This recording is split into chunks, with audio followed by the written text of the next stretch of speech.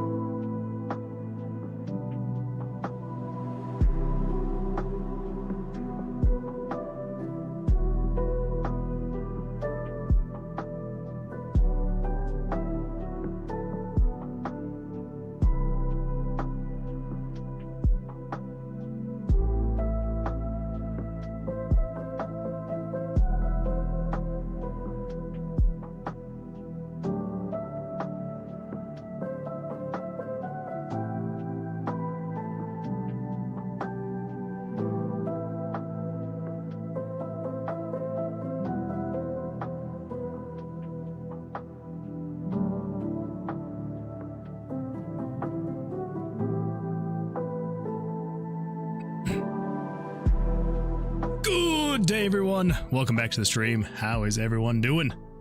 Hopefully well. Hopefully well. Hand says, when the demo coming out. I don't know why that stopped. I don't know why I only played a little bit of that. That was very bizarre. Let me see if I can replay it. Booty Hand says, there we go. When the demo coming out and when the repo community stream going to happen? Soon. Very soon. It's gonna happen, I swear. Welcome, everyone. I'm glad you're here. Glad you are here. Hopefully everyone's having an absolutely fantastic day. I feel like I am more out of sorts this time than I was on Sunday, so that's fun. That is a good time. I sat down to start getting ready for the stream and noticed that my I noticed that my camera was doing very weird things, and so the green screen just was not working, and my face was extremely orange. I have no idea. I have no idea what happened. So I was so I just spent the last 30 minutes trying to figure this thing out, and could not quite get it quite right. So you can see little green screen fuzzies in my microphone, my face. I don't know. I don't know what happened. I think potentially it was this shirt. I think this blue was throwing off the green screen, the whole camera. So I took off this shirt, and I had already done all the changes, and so it was still all sorts of out of whack. So if I look a little bit off today, camera wise anyway, it's because of that. I can't explain why I look off every other day, but for that specifically, for the green screen of the camera, that is exactly why. So, yeah, not quite sure, but oh well. So I'll have to go back in and adjust it later. But I figure for now, at least you can see what's behind me. Well, not physically behind me, but you can see my screen, you can see the chat. So should be fine, should be all right, and we'll fix it later. It's episode 155. It's not like anyone's gonna come back here and watch this again years from now and be like, look at this guy's terrible green screen. I hope not, anyway. I hope not. Anyway, welcome. Glad you're here. Over on YouTube, we got the 8-bit Nexus says, yo, welcome. Glad you're here. Nick says, if it makes you feel any better, the lighting has your face glowing. Thank you. I appreciate that. It is very glowing. That's every now and then when I look up at my face, I'm like, ah, crap. It looks horrible. But I do appreciate that. You're looking on the bright side of life. I am over here being all negative. I'm being a negative Nancy over here. I don't know. I mean, I guess we could what do we got here? We got some gamma. Ooh. Adjust the gamma a little bit. That's exciting stuff. Let's see what else we got. We got the contrast. Make me darker. Ooh, that brings the green screen back.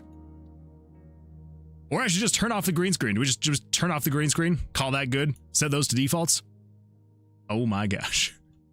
See what I'm talking about here? Oh, wait. Color correction. I'm so gray. I'm very gray. Saturation. Let's bring that up a bit. Oh. There we go. There's a little more color to my face. All right, there we go. Now we turn on the green screen again. Nothing. This is with the green screen on. Let me gotta freaking close that. This is with the green screen on. Let me show you the freaking settings right here. This is with green screen turned on. I have to turn the similarity up so much before it even starts cutting out. It hasn't even started cutting out a little bit. Oh my gosh. Maybe it just doesn't see this as green. Maybe it's too green. And then as soon as I go a little bit, yeah. Who knows? Who knows? Axel_Benedict cheered 5 bits. Sup nerds, what's up? Welcome, Axel. Glad you're here. Glad you're here. We're having some camera struggles. And then I saw Cameron the message working right away. I know, right? I know. Well, kind of. We're my camera decided to do some weird things right before I literally as I did not touch anything at all. Didn't adjust anything. Nothing at all. And I sat down and turned on OBS and just noticed that my green screen was all sorts of out of crazy whack. So, yeah, not sure what is going on there. So I don't know. Should we just turn off the green screen for tonight? Just work like this. Could be a good time. Could be fun. I mean, if I'm gonna do this, I'm gonna have to do something. Let's see here. There's got to be hotkey. There's got to be OBS hotkey to crop source.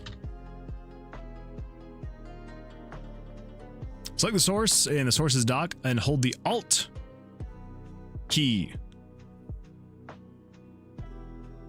Oh my gosh, that's beautiful. I have no freaking idea. That's extremely exciting stuff right there. Okay, well, I mean, we could just crop me down. Should we just crop me down?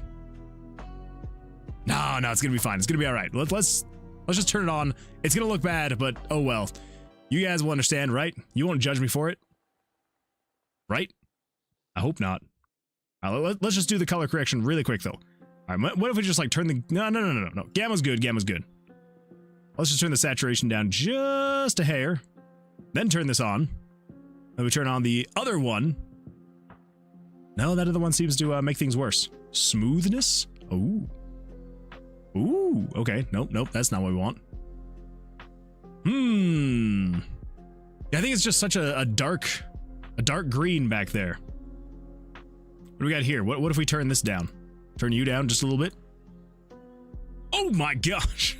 I've lost my hair. I've gone bald. Actually, have the floating head with no hair look. It's not bad. Not bad at all. But I like the purple background. I mean, that's true. I like the purple background as well. Should make yourself a green suit and we just see your eyes. Oh my gosh. That'd be horrifying. That would be kind of fun though. I wouldn't say no. Anyway, let's see. Greenstone never works 24/7. It's true. It never really does. Also, Axel, what's up? Glad you're here. Working right away. We are not. Not at all. Bald. I know. If this is what I would look like while I was bald, if I just had a hollow head, I'd be alright going bald. I'd be alright with that. Okay, so let's just turn that up a little bit. There we go. And turn down the similarity. I don't know. I honestly have no idea. Not a clue what I'm gonna do here. That's fine. Should be alright. Right? We'll just turn it up to the point until it starts getting rid of some things. All right, actually, no. I've got a plan. Here we go. So we do that. And then we need the second. Oh, nope. Still just a little bit too much. Did we just say that's close enough? There's some issues. There's definitely some issues. If it wasn't for that freaking thing right here, just that little bit. What if we do this? Adjust this lighting, angle it up just a touch. I don't know. Is it on full brightness? Whoa! It's a bright light. I don't know. I'll fix it later. I will fix it later. For now, we'll call this good, and I will fix it later. Oh. Green's coming back.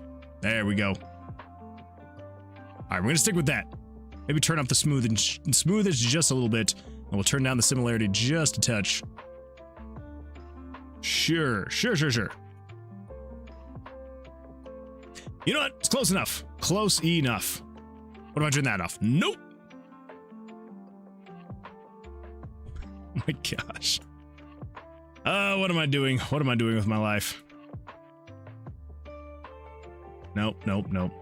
All right, whatever. We'll just call that good. I made it worse. I made it worse, everybody.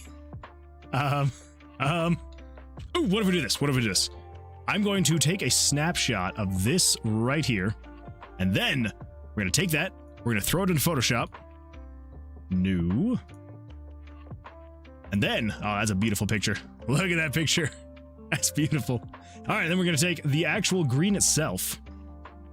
We're going to grab the hex value. We're going to come over here. We're going to throw the hex value in here.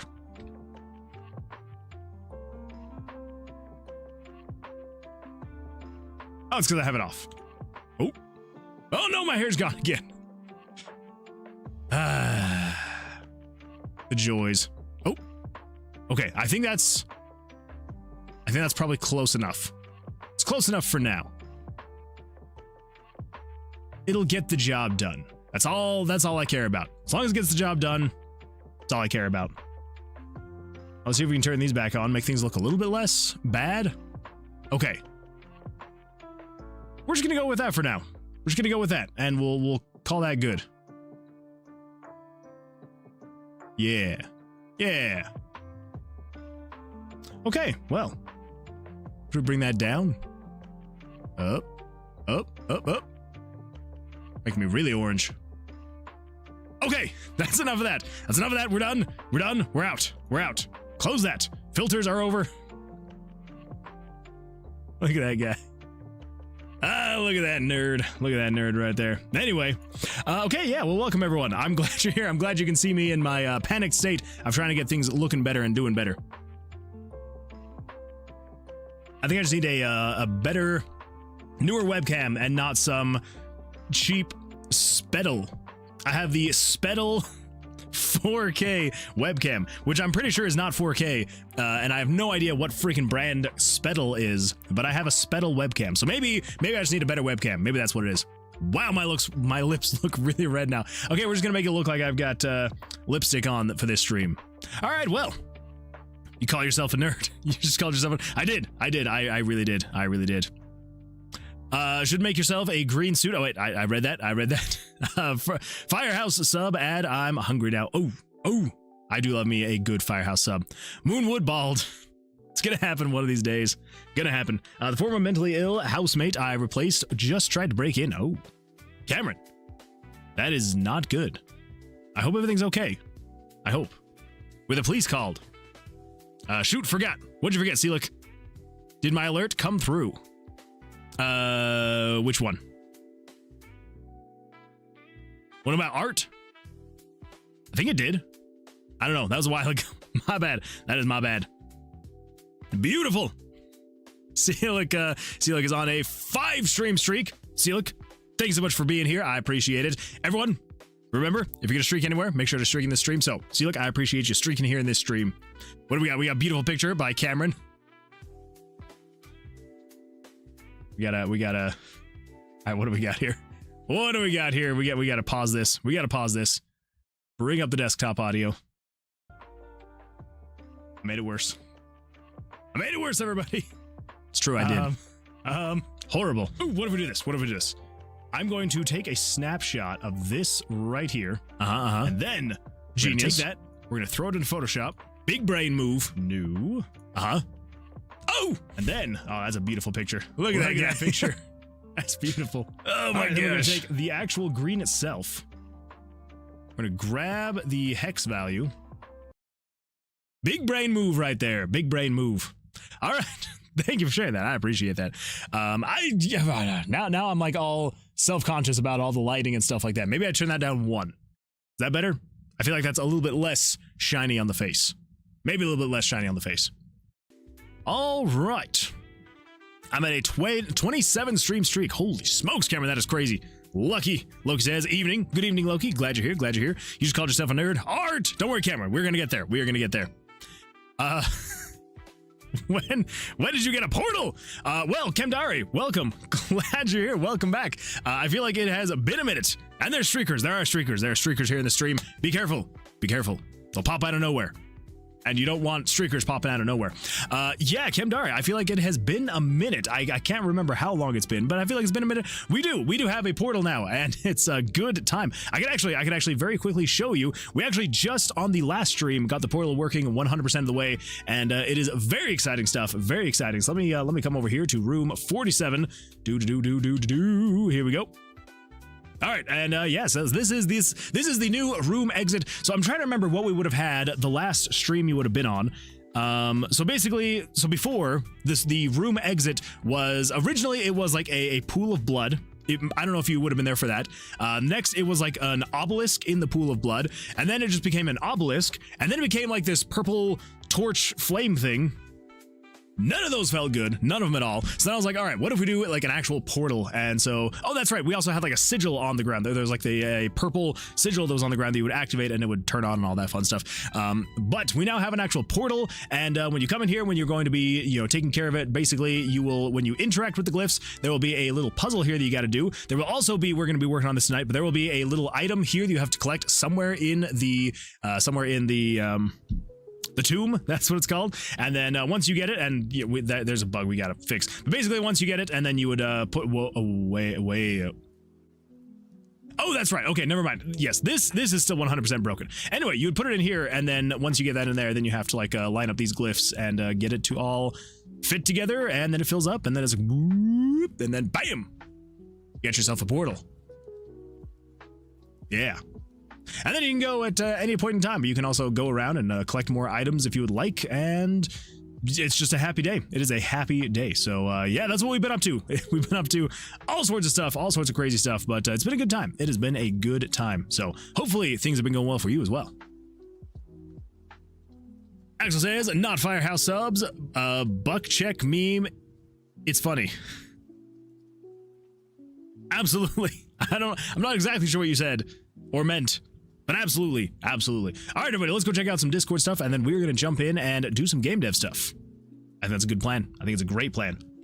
Let's come over to here. We got ourselves some art. What do we got? What do we got from Air Fried, the OJ guy? We've got the watering can and Klutz. Oh my gosh, they are adorable. I love that. That is beautiful. Beautiful stuff, Air Fried. Love it. From Cameron, we've got Rose is trying to gift something to Irdos while preparing to train her dragon. It's a rare Fedorian Faybloom flower.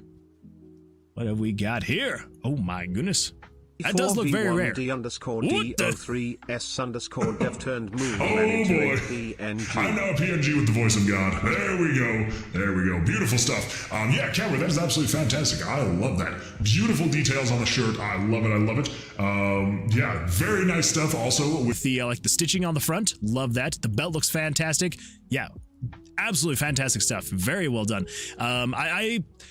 For me personally, I would say the calf maybe feels a little bit too curved. I was gonna say curvy, and then I was like, no, we're gonna say just we're gonna go with curved.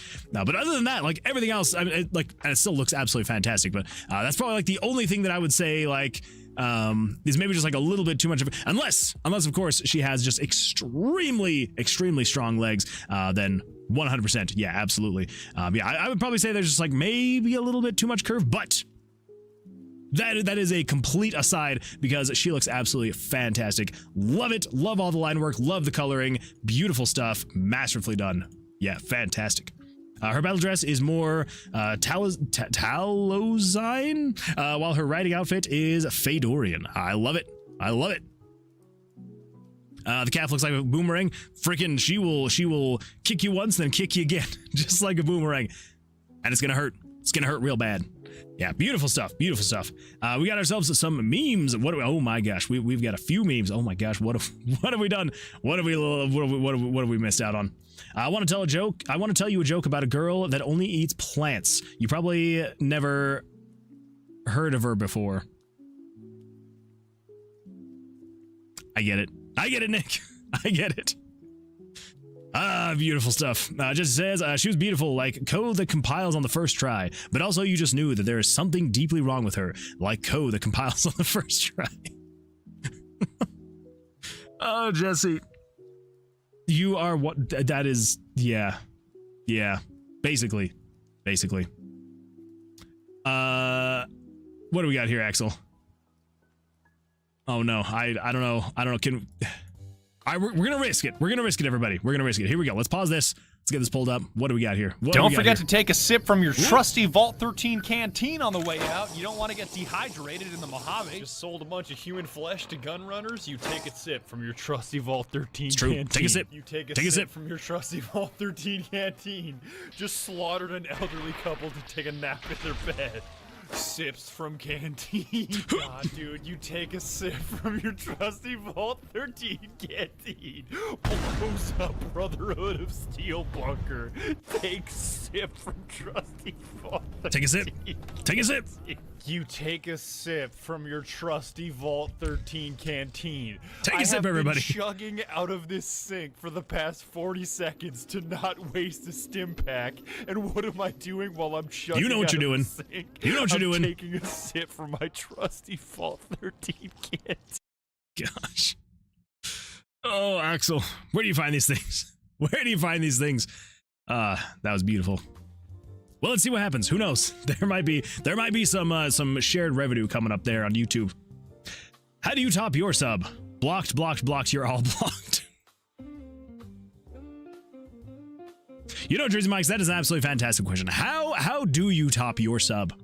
Yeah, speaking of Jersey Mike's, actually, this is funny that it should be from Jersey Mike's. So there's a Jersey Mike's, like, literally, like, in the same parking lot as where I work. And so a lot of us will go to Jersey Mike's quite often, like, not quite weekly, but very often. And anytime that any of us go there, when they come back with their sandwich, we always have to ask. Axel_Benedict cheered 5 bits. That is the Russian badger. He's fucking awesome. I'll take your word for it. I have no idea who that is, but I'll take your word for it. Anyway, yeah. So if you've never been to Jersey Mike's, basically, well, first of all, it's a sandwich shop. And so, you know, normally, you know, you go to a sandwich shop and they'll be like, you know, do you want it the regular way? Or like, you know, however these different sandwich shops ask. But anyway, so with Jersey Mike's, what they do is they will say, would you like it Mike's way? And if you want it Mike's way, it basically just means that they will, you know, they do like the lettuce, tomatoes, mayo, you know, the works basically. And so if we ever go to Jersey Mike's, anytime anybody comes back, you always gotta ask them, did Mike have his way with you? And yeah, it's good times, good times. So anyway, very, very fitting that they would ask, how do you top your sub? I let Mike have his way with me. That's how I top my sub. And pickles, because that's not for some reason on Mike's way. I don't know why. I don't know why it would not be that way, but it's not. So if you like pickles, make sure to say you want it Mike's way plus pickles, because they won't do pickles. Pickles. Very funny. I love it. That joke didn't work orally. I don't know. I think it worked pretty well. I thought it was hilarious. All right. Me when sparkling water. Let's see, shared 5 bits. Is there an active Discord link? Yes, there absolutely is. Cameron, thank you so much for sharing that. I appreciate that. Yeah, so we've got some fun stuff over here on Discord. So if you want to join, would absolutely love to see you over there. It's definitely grown quite a bit since when we started, which is so funny. I don't remember who. Axel, were you the one that requested that we should have a Discord server? Someone requested it. Like back in March of last year or something like that, like March, maybe April. And I remember thinking to myself, I was like, I streamed to like 2 people.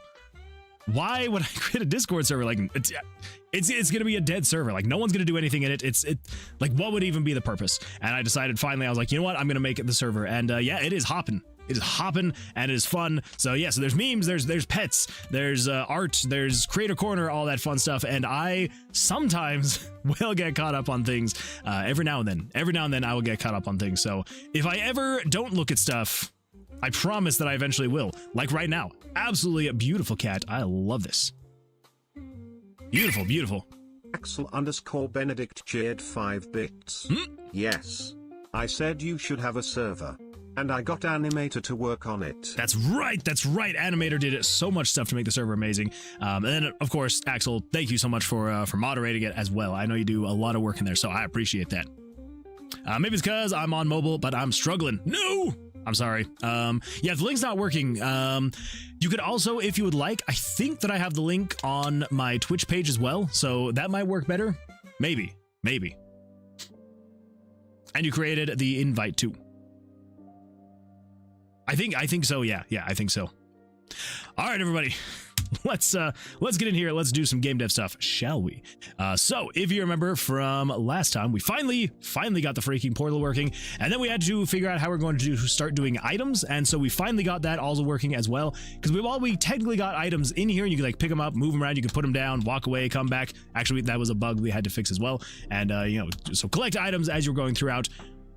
The problem is you couldn't really use items. It's like if you had a health potion, you couldn't use it.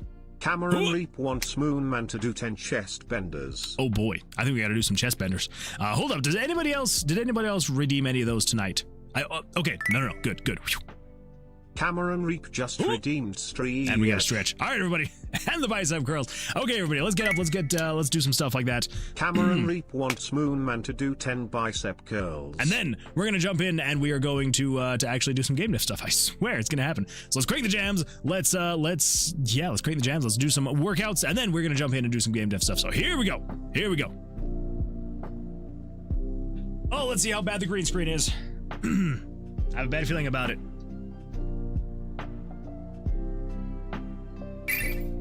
Axel_Benedict cheered 5 bits. I'm happy to say my job there is quite easy. And I'm gonna do this. Being the only mod who works 9 in the server with autumn_falls_today away and animator living his best life, the residents of the server are good people. That and him lenient as fuck. That is fair. We reached our new bits goal of 500. What? Thank you, everyone. Oh my goodness, we reached our bits goal? Axel, thank you for that. I appreciate that. Thank you. And everybody else, I appreciate it. So thank you. But yeah, Axel, I know that you chat a lot with bits, so honestly, thank you. I appreciate that. Yeah, it's hopefully it's not too bad. Hopefully it's not too bad moderating. All right, here we go. 1, 2, 3, 4, 5, 6, 7, 8, 9, 10. Woo. Oh boy. All right. Ooh, here we go. Oh, let's go to the left. And to the right. Axel_Benedict cheered 5 and backwards. bits. I have sent just under 5,500 bits. Oh my gosh. What is that, right? Holy smokes, it is. 5,438 bits is insane. That is crazy. Thank you, Axel. I appreciate that. Thank you. Okay. Whew. Oh, okay. Now that we got the blood pumping, let's do some stuff. So, if you remember correctly, yes, we got the items working. It's nothing that crazy. If we come in here and we change my HP, wherever it is, there we go. Oh my gosh. What is this keyboard doing? There we go. So if I reduce my HP, I can pick up a health potion, be like bloop, and it recovers my HP. And if I have full HP, then it doesn't do anything. And yeah, you will notice that this goes behind the HUD elements as of right now, so that's not great. But the whole reason why we needed to get that working was because of this item right here. So we need to figure out where this item is actually going to pop up. And then, so then the general idea was we need to get it so once you did find the item, you could then come over here and you could interact with the glyphs, and you could, because if you get this all lined up, it doesn't actually do anything yet. You then have to put this in here, and then it activates, and you're good to go. So, yeah. So that's what's going on there. Anyway, so I think the biggest thing that we need to get fixed is the item layering issues. I don't know why I closed that. I'm gonna open it 2 seconds later. The item layering issues, because as you know, you pick up this thing right here, and everything's fine until you go over HUD elements. Like, you're going over all the different other images. Everything's fine here. The problem is, yes, when you go over the HUD elements, it then goes behind them, which is not ideal. Not ideal. So we do need to fix those layering issues. And then we also have the issue of, like you saw before, when you were coming over here to the portal, the portal interactive glyph thing, the dials, whatever we're gonna call that thing. Okay, this game does not like me. So let me go over, let me go down, let me go. Oh my gosh. I also want to change the transition animation. I feel like it's a little bit too jarring. Maybe not. Maybe it's not, but I feel like it is. I don't know. Anyway, so yeah, so if you pick something up and then you come over here, it's like, you do a little... Oh, that's right, yeah, do a little bit of this and it goes behind and it's not good, not good. Wait a minute, what if we do this? Oh, crap. Well, we gotta make sure that's not happening, because that is not ideal to be able to pick up a potion and have it convert into that. We also want to make it so the once that is in there, you cannot drag and drop anything into there, because that's not good. That is not good at all. Crap. Okay, well, there's a bug we gotta fix. I mean, hey, there's the first thing. There's the first thing we gotta do. So let's get that fixed, shall we? Let's see, Aiden, oh my gosh, I almost said Aiden. Aiden, over on YouTube says, what's up, dude? I'm trying to make a RPG game. Can you give me ideas? Ideas on the game, or what are we talking about here? Because I would absolutely love to give you ideas, but you're gonna need to give me a little bit more. What kind of game are you wanting to make? I know, obviously you're trying to make an RPG, but like, where are you wanting to go with it? Like, are you wanting to be like a short and sweet thing? Are you wanting like a big epic thing? Or like, yeah, give me a little bit to work on, and we can kind of work that through that for you. Dazu says, hey, Moon Man. Welcome, Dazu. Glad you're here. Glad you're here. Hopefully your day is going well. How you doing? I gotta adjust. Oh, get off of there. Okay. Yeah, let's fix this. Let's fix this bug first. So over here, this is the item. Using items, inserting teleporter gem. Yes, here we go. Okay, so this is if you are in that area. We also need to say, I believe it's 18, so variable 18. We need variable 18 to be 104, because 104 is the ID of that little orb. So we also then need to say is conditional branch. If game variables dot value variable 18 is equal to 104. Then also do all of that. Okay, that should have that fixed.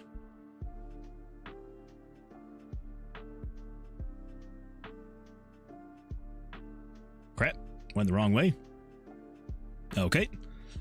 It just doesn't want me to get over here, does it? Come on. There we go. Okay, now if we were to, say, pick up a health potion and try to put it in, nothing. What about a slime? Nothing. What about a stick? Nothing. What about a portal stone? Yeah. Okay, cool. That was an easy bug to fix.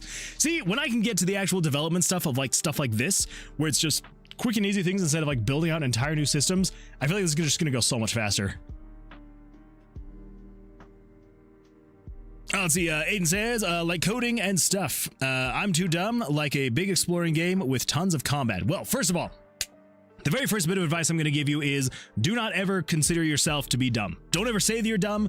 Don't ever think the fact, like, don't ever think that you're dumb. Ever. That's the first mistake you can do, is say, I am too X to do this thing. I'm too dumb. I don't know enough. I don't feel ready. I'm not, whatever it is, whatever negative connotation that you will then put after that, I'm too negative thing to do creative thing. Do not say that. Don't think it. Because here's the thing. If everybody thought before they started being creative, I don't know how to do this. I'm not smart enough to do this. Can I do this? I'm not good enough at art. I'm not good enough at coding. I'm not good at X, Y, or Z. Whatever it is, no one would have ever made anything. Ever. Because everybody's always going to think that of themselves. The people that create, the people that put things out in the world that you consume, that you enjoy, that you love, are the people who thought to themselves, I can do this. Sure I can. And so I would say the very first thing you should do is tell yourself you can do it. because I promise you, you can. Everybody starts somewhere. Everybody has to start at the point where they're not ready, because you're never actually ready to do anything. The only time that you are ever ready to do something is when you've already done it, because you know how to do it, and so now you're ready to do it again. So don't ever feel like because you're not ready that you can't do a thing, because you'll never be ready, and then you'll never do the thing. So that is number one. Number two is do what you are wanting to create. Like I know that it's, you know, sometimes you need to get out there, you need to explore, you need to figure out what you want to create, but you know, by asking questions, looking at different other, you know, examples of things you want to make, but making sure that you are creating something that you want to make personally. If you are creating something that you don't enjoy, whether it's you're creating a song that you don't enjoy in like a genre you don't like, you're creating a game in a genre you don't like, or you're like going along as you're making, you're like, this isn't, I don't enjoy playing this. If you are not enjoying it, then the people who are meant to consume it, to play it, are also not going to enjoy it. So even though, like, I know, you know, especially if you're starting out, you know, definitely need to ask questions, and I'm 100% here and happy to help answer any and all questions you've got. But I'm gonna say this is you need to make sure that whatever you are creating is something that you want to make, and you know, and again, like, that's gonna, you know, potentially turn into asking people for ideas. I would even say, like, go to some free AI platform, go to ChatGPT, go to Gemini, whatever it is you got to do, and just put in a very basic prompt. You know, most of these things are free, and you can just go in there and you can just ask a very simple question. You know, answer a few questions, and then ask a question. You know, just be like, I want to make a game. I want it to be top-down, you know, 2D pixel art game. I want it to have like fantasy vibes. Help me brainstorm. And you can kind of go back and forth and brainstorm ideas. But make sure that you don't just like either, you know, take the first idea, you don't take whatever someone tells you to do. Make sure that when you are going to be going and creating that thing, that you feel like you want to actually create that thing, that you think would be a good idea. Because if you don't believe in it yourself, then it's going to be really difficult to like keep up that drive and that motivation to continue to create. So that is what I would say is, yeah, so do not be down on yourself. Don't ever, and yeah, don't ever feel like you can't do something, because no one can ever actually do something until they've done it. So it's just people who assume they can do a thing and they try, and some people fail, some people don't. But I'd say the people who do fail are the people who try and then they can't accomplish a thing and then they give up. That's failure. Trying something and not being able to do it, that's not failure. That's just you trying to do a thing, not being able to do it, and then as long as you move on to the next thing, you're not failing. Yeah, the only time you would fail is if you started to make a game, it was a little bit too difficult. Maybe the scope was at, you know, it was a little bit out of scope. Maybe the art style wasn't quite right, and then, you know, eventually you were like, nah, whatever. I'm just gonna get that. That is actually giving up. But if you're like, okay, you know, maybe we pivot a bit on the art style. Maybe we change this. Maybe we do this differently. That is not failing. That is just you trying again. So those would be the most important things I would say is, do something you're going to want to enjoy.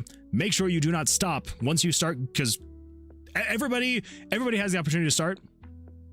Not everybody's going to take the opportunity to keep going. So make sure you keep going. And I am going to stop rambling now. So I apologize. Sometimes I start rambling like that, and it's a little much. It's a little much. Yeah, Hootie Hand is correct. I'm yapping. Moonwood, you yapping and not working. Are you giving up? No, I swear. No, I just wanted to yap for a little bit. Sometimes I just need to hear the sound of my voice, you know? My water bottle just spat in my face. That was fun. I want my game to have tons of level ups. Okay, so it sounds like you're kind of wanting to go for a vibe of like a vampire hunters kind of thing, or something along the lines of where you know you are. It's like a fast paced, maybe just like killing a whole bunch of things on screen, in some capacity. Maybe not like a top down vampire hunters kind of thing, but something where it's like, you know, you're fighting a bunch of things, and then as you're doing that, you're collecting a whole bunch of XP, and you're like constantly leveling up and stuff like that. It would be a fun game. It could be a fun game. Thank you for encouraging me. I try.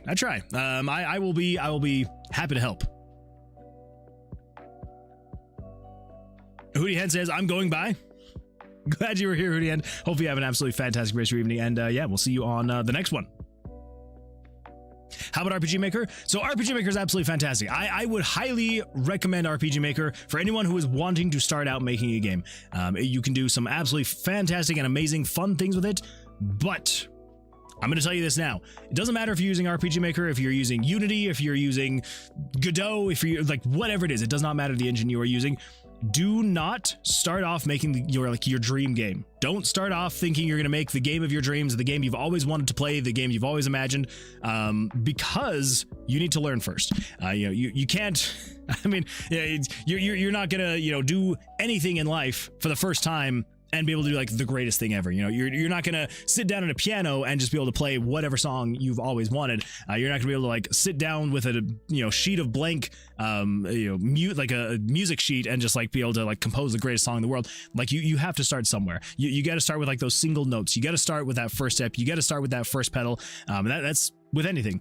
So I would highly recommend RPG Maker. 100%. You can make some absolutely fantastic stuff with it.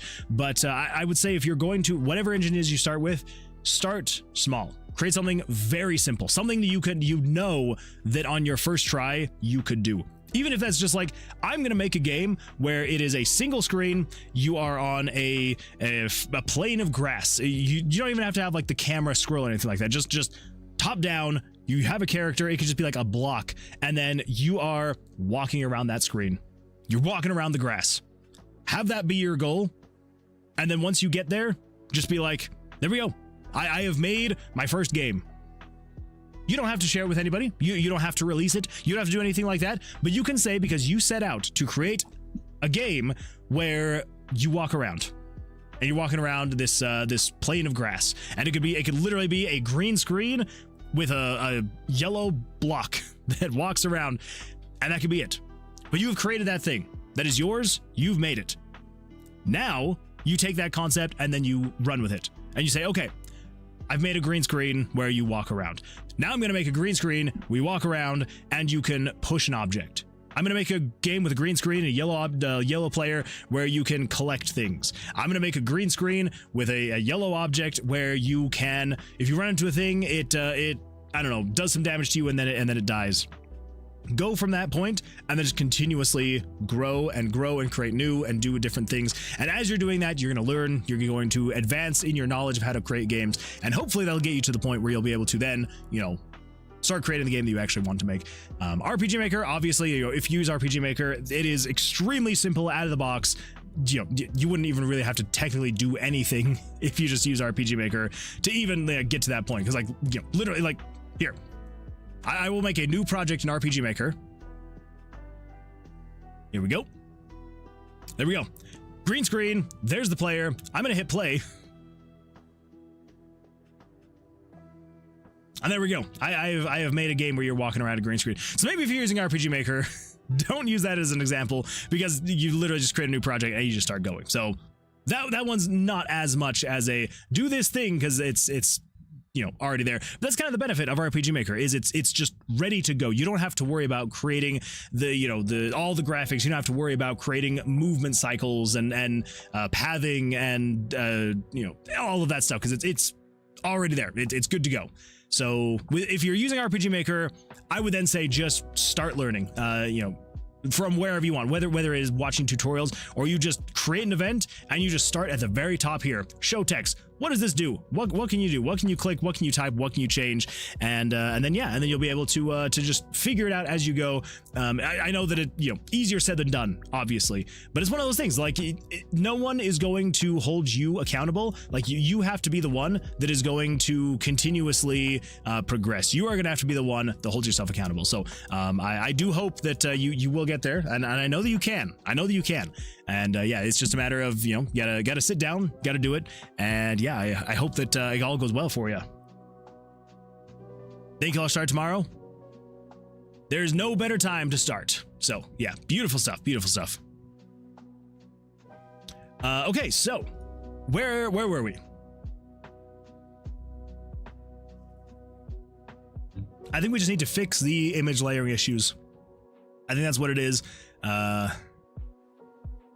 Yeah, I think so. So the first thing we need to do, because we have a plugin, actually, I'm pretty sure if I turn this off, the filter controller and the gradient reveal, I think if I turn those off, pretty sure I can still do everything I need to. I think I can get rid of those plugins. I don't think I need those anymore. Those were originally going to be for the actual dial animations themselves. but I think that I was able to just like avoid using those altogether. Pretty sure. Yeah, all that seems to work, so should be good there. Okay, yeah. So we can get rid of the filter controller, and we can get rid of the gradient reveal. So, plugins, filter controller. Yeah, and the gradient reveal. Okay, so that means at this point we need the SRD magic. There it is, SRD magic. Good old magic. So we want to change that from 151 to 201. There we go. Whoop, no, 201. So now we will have a total cap of 200 image layers that we can use in RPG Maker MV, because, you know, they decided to make it so you can only have 100 at any given time, which, yay. But by the grace of some randev, we can now show 200 image layers. We're probably not going to do it at the same time because that is a lot of image layers to show at the same time, and it would not go well considering the memory cap of RPG Maker MV. But that does mean that we should be able to come in here and we should be able to change image layer 99 to anything else. So, yeah. So let's do that. So I think we just need to swap out. So 99. So let me think about this. So I think we're going to leave image layer 200 as being like the end all be all overall, like you cannot go higher than this kind of a thing. Yeah, I think so. So that is like, if we need to like, you know, flash the whole screen in white, that is what we would use as image layer 200. So 199. I think 199 is what we're going to actually change the item layers to. So if we go with 199, then we can do 198 is going to be the new like transition animation for the maps. Yeah. I think that should be good. 199 for the items, I think should be all right. Okay, so basically anywhere it says 99, we just need to change you to be 199. Because yeah, as of right now, 99 is just, it's not high enough. It's not high enough. Now, you know, now that we have to consider the fact that as you are doing all sorts of fun stuff, like showing images above 99, which I did not think was going to be I didn't think that was going to be a thing. Back when I was first making this, I was not anticipating ever going above image layer, well, 99 or 100. 100 was going to be that cap if I needed to like flash the screen, hide everything on the screen, that kind of a stuff, that kind of a thing. And that changed. That all changed when the Fire Nation attacked. Okay, so again, it's only anything relating to image layer 99. Okay, so erase dice. This is it swapping everything there. Swap pick, 26 to 199. 26, 25. 5, 5, 5. This is swapping the dice. 199. Okay, so that should be it for page 1. Page 2. This one's going to be a little bit more tricky. A little bit. Because we need to do a little bit of dish. So we just say game screen dot show. What is happening? Just gonna unplug the power there and see if it works anybody. Show picture. Game screen dot show picture. So we're gonna show image layer 199. Crap. I can never remember exactly what's needed for these things. You would think by now I could remember, but I don't. So it's image layer and then the, okay, all right. All right. Oh, except for that this is not, okay, this is actually move picture, not show picture. Okay, so this is move picture. 199. So we don't have to show an image now. Show it at 1, and then you're gonna move to game variables dot value 1. And then we're gonna do variable number 2. So that is the mouse X and Y, so we're gonna do that and that. Let's see, 100, 100, 255, and 0. And then we need to add the duration, which is 1 frame. So that should replace that one. Game picture. That's 25, 25. Okay.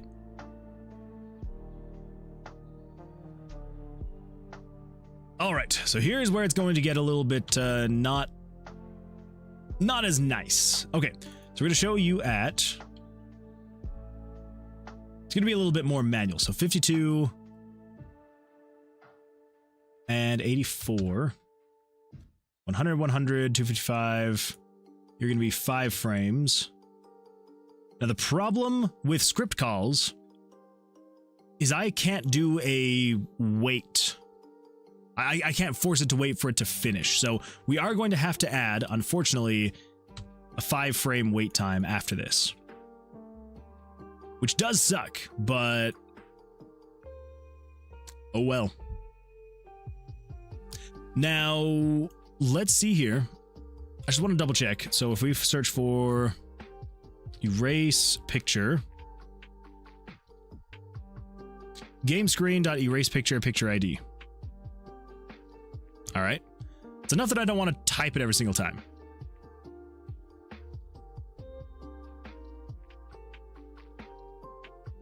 Oof. Had to sneeze there. Sorry. Ooh. Sneezed so hard it made me yawn. So in here, let's do a script call, erase image layer, 199.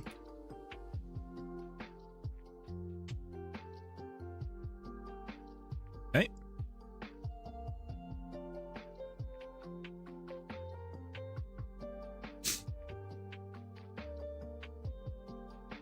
Okay, so then you are doing the same thing. 199, 152, 84. Okay, yep, it is. And then down here, erase image 99.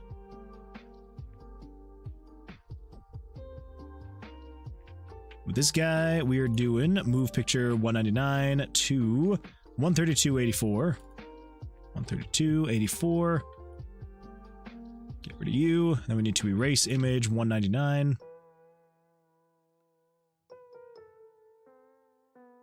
And the same thing here. Then erase image layer 199. And this is basically just what we need to do. So nothing, it's not crazy. It's just one of those tedious things, but like it has to be done. Like if we're going to have the Z-axis working correctly, it's what has to be done. So yeah, should be exciting. Should be a very exciting stream. It will be nice once it's done though. You, then erase image 199.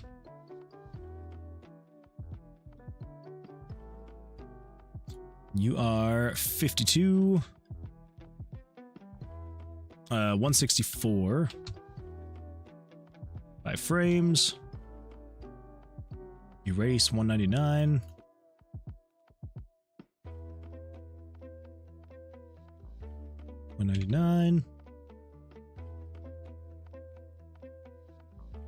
You are 132.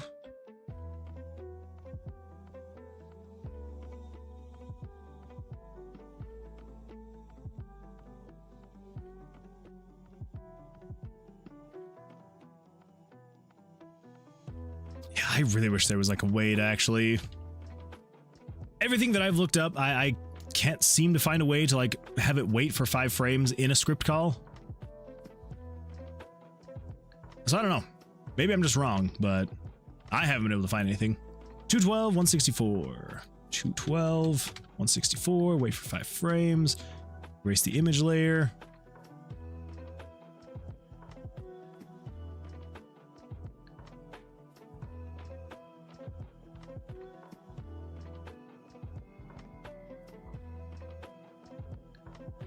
Fairywinkling with the Twerking Ducks. Welcome, Fairywinkling. Glad you're here. Glad you're here. How's life going for you? Hopefully things are going well. All right, so 52, 244. 52, 244. Get rid of that. Let's bring in the race picture. Yeah, as tedious as it oh my gosh, as tedious as it can be to have to like go back up and like copy it is way faster than manually typing out game screen.erase picture 199 every time. So, you know. Aiden says, I will play your game. I appreciate that, Aiden. Thank you. Yeah. I mean, hopefully when the demo comes out in the next couple months, would absolutely love if you played it. All right, let's replace that one. So that is 132. And then erase picture.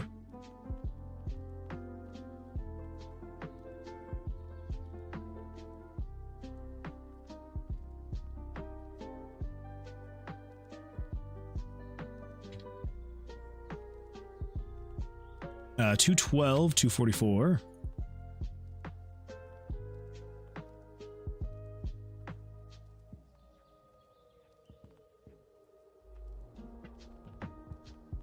I guess what I could do is I could just start...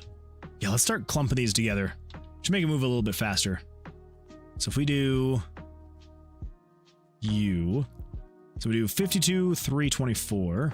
52, 324. Then we'll scroll back up here, grab the erase, and then just do erase, erase. That's better. Let's back and forth. 132.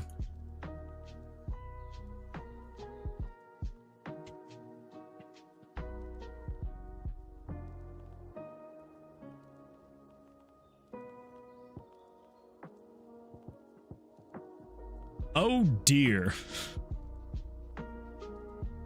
I accidentally fat-fingered end, and so it jumped all the way to the end. The button does what it says. I just didn't want it to do that. Dang it! Dang it. Where was I? Slot 3-3? 3-4? 4-2?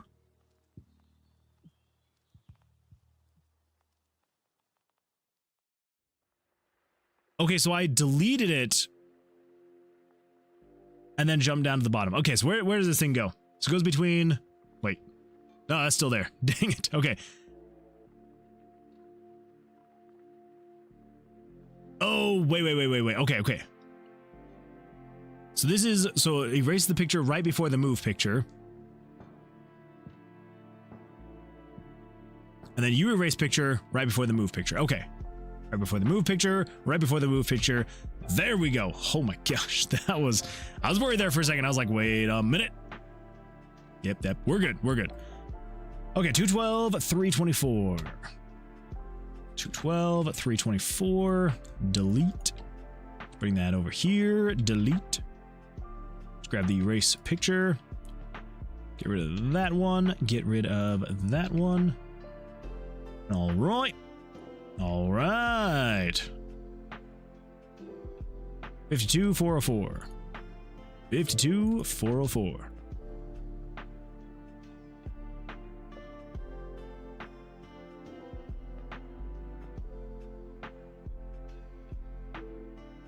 Desert says, I just dreamed out a quick time event of an evil CEO where he says evil thing if you don't press the right button in time. He says evil things if you don't press the right... That just sounds like just, you know, work. That just sounds like a corporate job right there. If you don't say the right thing at the right time, if you don't press the button at the right time, CEO will say evil thing to you at that time. I guess it depends on where you work, though. There are some places where the CEO is good, so which is nice because not everywhere is there a good CEO. In fact, I feel like more often than not, places you go, you're not going to find a good CEO. But every now and then you'll find a good one. But other than that, you gotta, you know, it's quick time events. Gotta make sure you're pressing the right button at the right time, or else bad things will happen.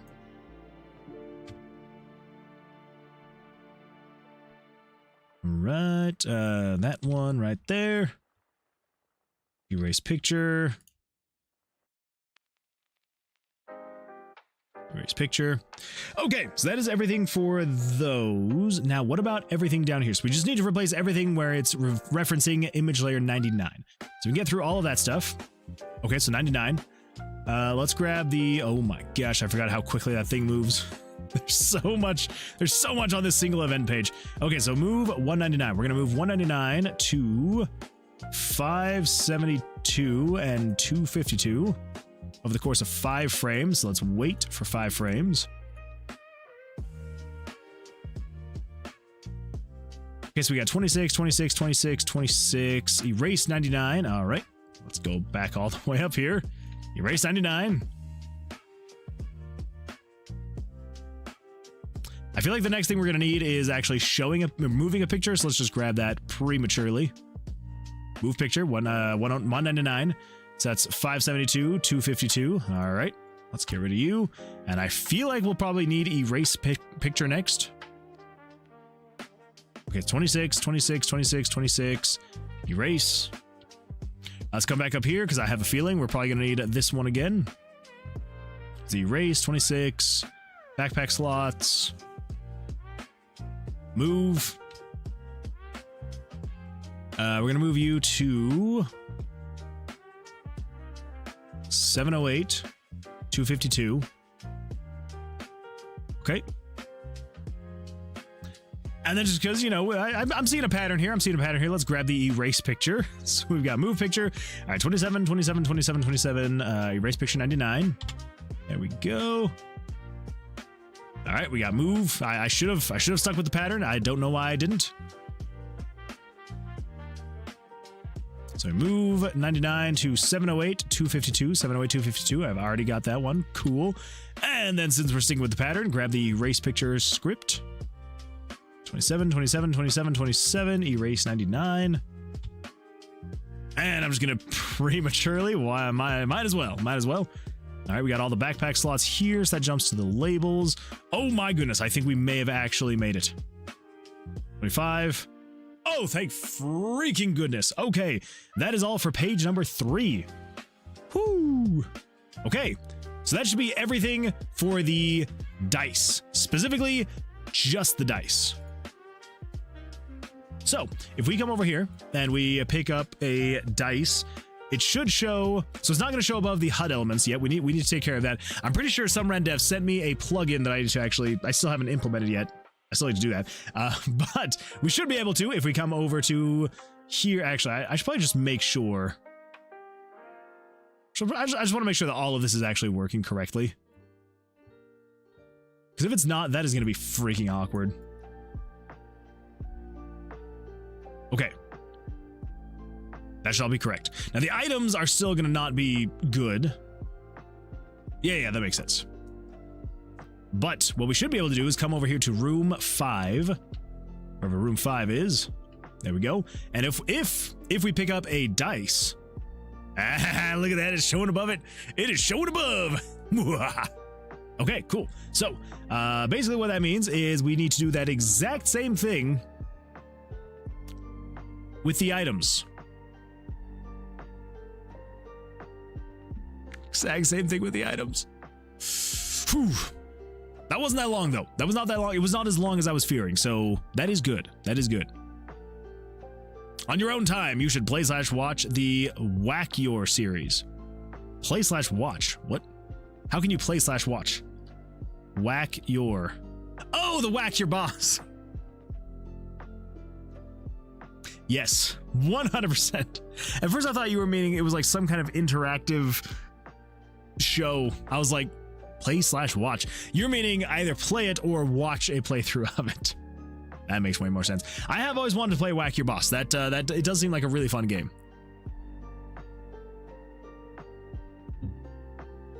So I will take your advice, Axel. Got some hairs on my face. All right, everybody. Let's do it. Let's move on to page 4. So this one's pretty easy. It's just swapping out these 99s with 199, which isn't too bad. Man, the amount of things that I would do differently if I were to just start this project brand new again. Like, knowing what I know now. Although, let's be honest, if I had to start fresh, if I absolutely had to, I don't know what I would do, honestly.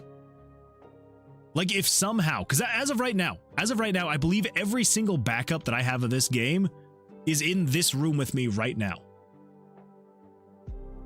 So, it would have to be a pretty crazy thing to have happen, but technically, every backup in this game could get taken out right now. Because both the flash drives I have it on are in this room. I have one plugged into the computer right now, and I have one in my bag. And then the computer has 3 backups on it, each on different drives.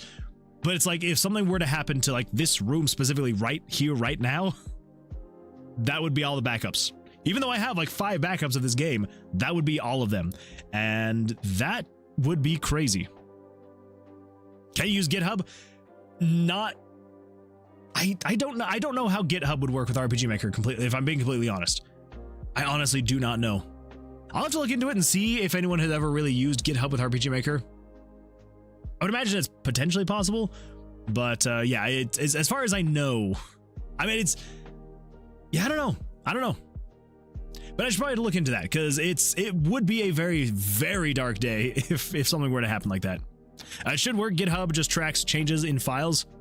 I mean, well, yeah, that's all I'm doing is just updating the files. So yeah, I will probably have to look into setting that up, because yeah, I mean, even though I have a lot of manual backups, it would still be absolutely devastating if something were to happen to the point where I just lost like if my computer just died and then took the flash drives with it. Dark days, very dark days. So yeah, I'll take a look at that and see what's going on there. See if I can get it working. It's been a very long time since I used GitHub. Okay, so that should be everything for... Nope. That is not everything for 99. I skipped over that one. There we go. My man. Too much work to lose all that. Fires happen. People get robbed. Use GitHub. I mean, that's fair. That is a fair point. If you don't have a good Git client, Git fork is a very good free option. So here's the thing. I used to use GitHub daily, way back when I was a web developer, and I loved it. It was very good. So I've set it up quite a few times. I have done a handful of things with it. I just haven't used it in years. And so I would have to, I'm sure like once I got started, I would probably pick it back up pretty quickly and be like, oh yeah, that's how I set this up. This is how I do all this. So yeah, it wouldn't be that bad. Honestly, I just need to actually do it. So yeah, I'm going to do it. Okay, so that should be that one. And I think that should be everything for here. So now it's page 6. Now 6 is also one that should not be that crazy. Yeah, it should just be, I should just be able to copy erase picture 199. Then over here, we have erase 199. Okay, right here, that one's a little bit crazier. Not really crazy, but you know what I mean. It's not crazy, but it's just different. It's not crazy, it's just different. So move image layer 199 to 640. 640 and 548. 100, 100. So that's moving over the course of 10 frames. I guess that's fine. That should be all right. Okay, so let's get rid of that, and you are going to wait for 10 frames. Let's come over here. Replace erase 99 with 199. There we go. Okay, so now we are on just the last page right here. Whew. Basically doing this again. Should be good. Should be good. Yes, 52, 84. Wait, and then over here, let's grab the erase. There we go. There we go. Very Craig Williams says, there's also Git alternatives to GitHub if you're opposed to GitHub in particular. I'm not opposed, not opposed at all. I actually really liked GitHub back when I used it. So yeah, it's just a matter of like, I've never even thought to use GitHub with RPG Maker. So yeah, it's just that I just need to set it up. That's all. David Van Housen says hello. Welcome, David Van Housen. How you doing? How is life? How are things going? Hopefully well. Wait a minute. Wait a minute, what's going on here? Okay, did I do things differently with the backpack? I mean, I may have, because the backpack, the item bag is newer than the dice bag, and I think I kind of redid how the items work versus how the dice work.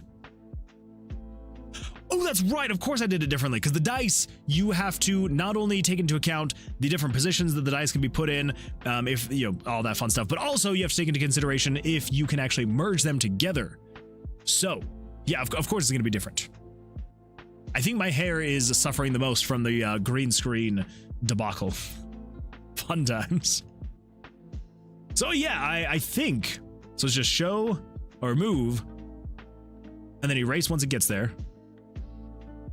And then all of that. Okay. Yeah, so you are just 132, 84. Get rid of you. Grab the erase. You know what? I kind of, maybe it's lazy. Maybe, I don't know. I'm gonna do this assembly line style. I'm just gonna go down and wherever it says erase image layer 99, I'm just gonna have that copied, replace it, and call that good. I don't know. There's speed in repetition, right? Do the same thing over and over and over again. You'll get faster and faster. So I'll just go down the line, get rid of any of the places where it says to just erase image layer 99 with the script call to do 199.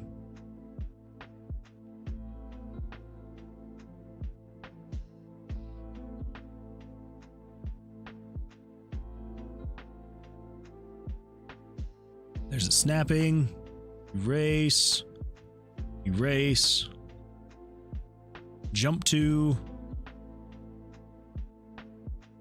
Okay, now come back to the top and let's just grab this guy. Okay, here we go. So you're gonna be 212.84. 212.84. Get rid of that. 52.164. 52.164. 132.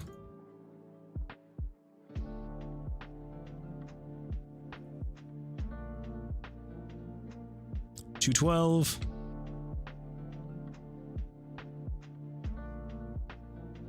52.244. 52.244.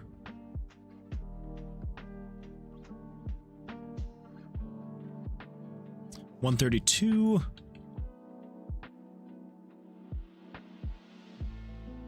212.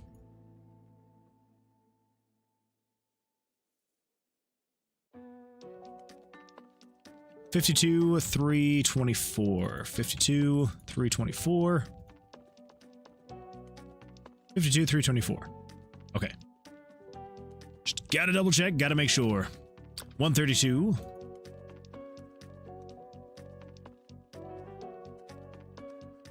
212.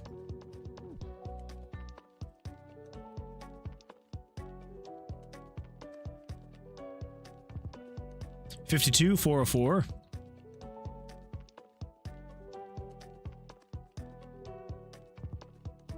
132.404.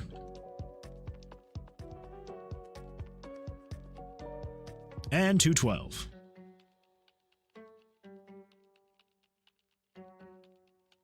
Okay, jump to backpack slot, and then we're gonna move. So you are 572, 252. 572, 252.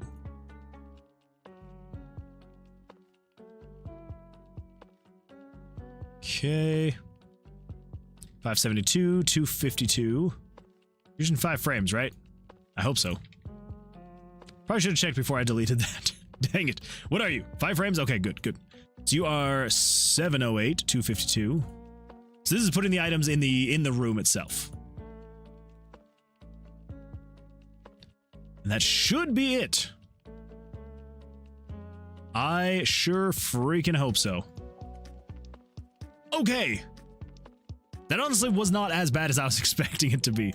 That was way faster. Way faster. I was expecting that thing to take like 2 hours. So now we should be able to, I mean, we should still be able to like pick up the items. Everything's fine. Everything's good there, good there, good there. Badoo, badoo, badoo.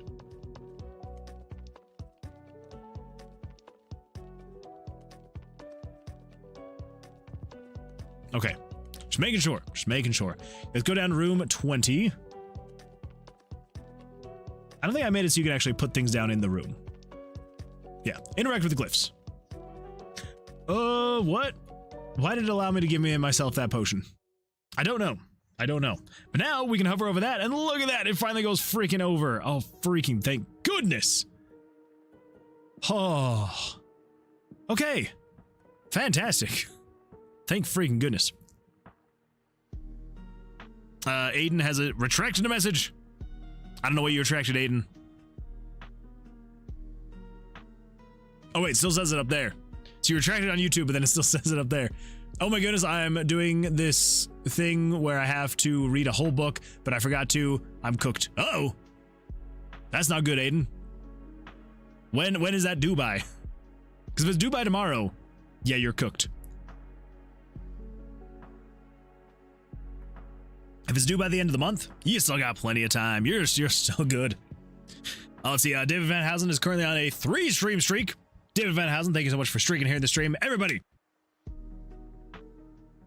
Yeah, thank you, thank you. Yay, a 3-stream streak. That is not bad. Not bad at all. Technically, a 3-stream streak means you have watched me every day for a week. So I appreciate it. You know, because I stream 3 days a week. That's why. It's not because I don't know numbers. It's because I only stream 3 days a week. That would be why. Okay. Here we go. I think I actually need to increase that just a little bit. Just a wee bit.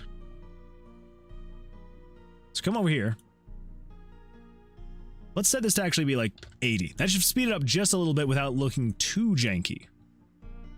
I'm also trying to decide, do we want to put the glowing thing, the orb, I need to figure out what we're going to call it. Do we want to put the orb underneath or above? Because you can hold it above, then as soon as you drop it in, then it's like bloop.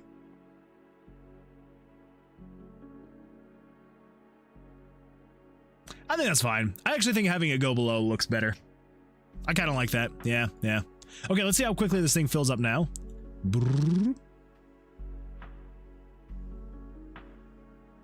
Yeah. Looked a little janky. I don't know why that was the case. It's kind of jittery.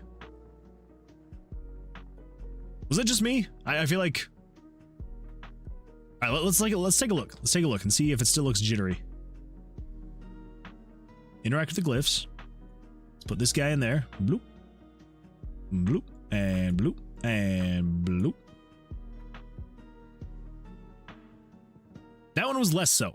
I also feel like that was like a good speed. I feel like it's keeping the momentum from like the whole circle thing and then up into and then it, yeah. I think, okay, yeah, that is good. That is good. Oh my gosh. Okay, that actually is feeling good. Now, I think the last thing on the list is actually finishing this animation, because right now it does this.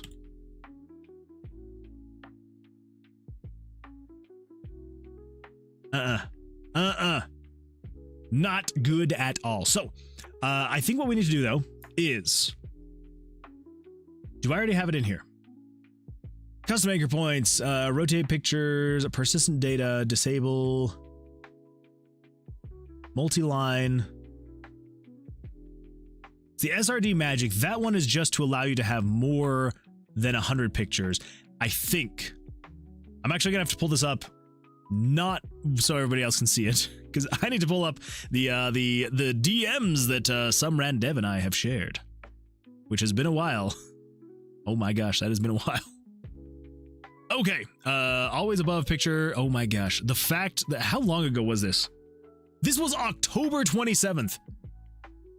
Summer and Dev, I don't know if you are here, but I am so sorry. You sent it to me, and I was literally like, I'm gonna try this out today. It's been months. It's been months.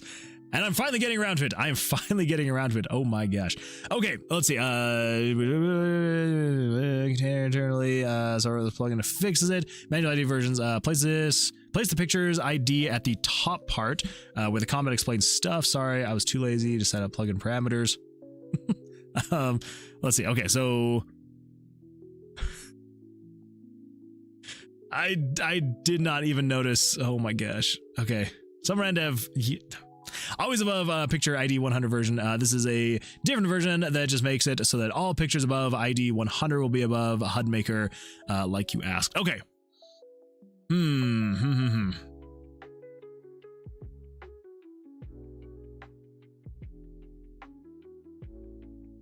So, place this plugin below HUD maker.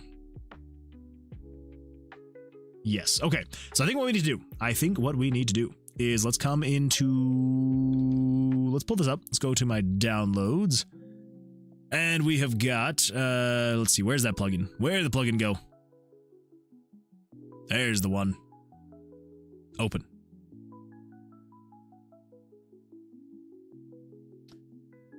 Okay, so place picture IDs in here. You want to appear above HUD maker. They must be separated by commas. Okay, fair.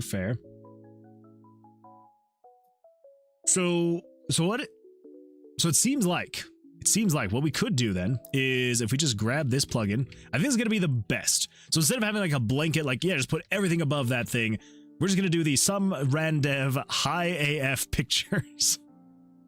That's why I was laughing. Yeah. Some randev called this plugin some randev high AF pictures. I kind of wonder what was going on with some randev when this happened. I wonder. All right. Let's see here. Let's do this. Okay, so let's come over to RPG Maker. Let's pull up the plugins, and we're going to add SRD high AF pictures. Fantastic. And let's throw this. So it's going to go below. I just want to keep all of some randev's plugins all just together. I don't know why, because I'm weird. It's the high AF pictures. Okay, there we go. Save that. Now, if we come over into here and we pull up the high AF pictures, yes, open it. So we want to add 199 and we want 200. Save that.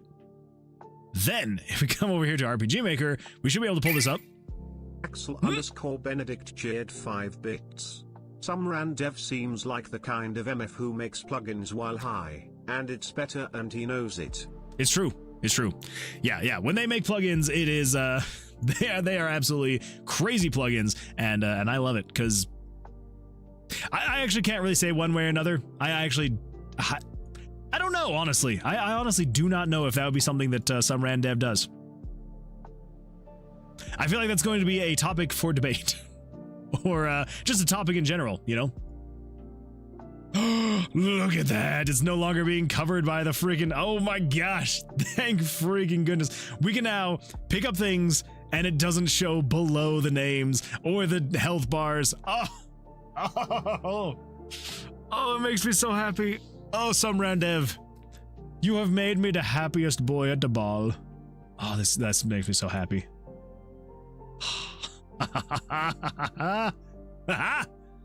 Okay, happy day. So we now have the ability to change. Sorry, I should not be this excited about it, but I am. Okay, I have been using HUD Maker for like a freaking decade now, and the first time that I figured out how to link pictures, like have pictures move based on like the mouse coordinates, probably 7 years ago or something like that, is like when I first was like, oh, I could do this. This is so cool. And the first problem that I ran into was when I was moving, or like, you know, moving pictures in general at all by the HUD elements, they always got covered by the HUD elements. And so I always had to like build my UIs in such a way to be like, okay, put this over here, but make it so you can't go over this way because I don't want to, you know, I don't want the HUD elements to go over it. And now, freaking, it just makes me happy. It just makes me happy. All right, don't judge me. Don't judge me. Let's go find room 42, wherever the freak this thing is. Okay, 44, 43, 40. Okay, so 42 is over here. Should have known. Should have known. I went the wrong way. Okay. Okay, so we're gonna interact with the glyphs. Oh wait, really quickly. Oh yes. Yes. All right. So we should be able to pull that over here, be like bloop, and then we can be like bloop and bloop. Oh, that's right. I forgot. That's another bug I need to fix. Oh dear.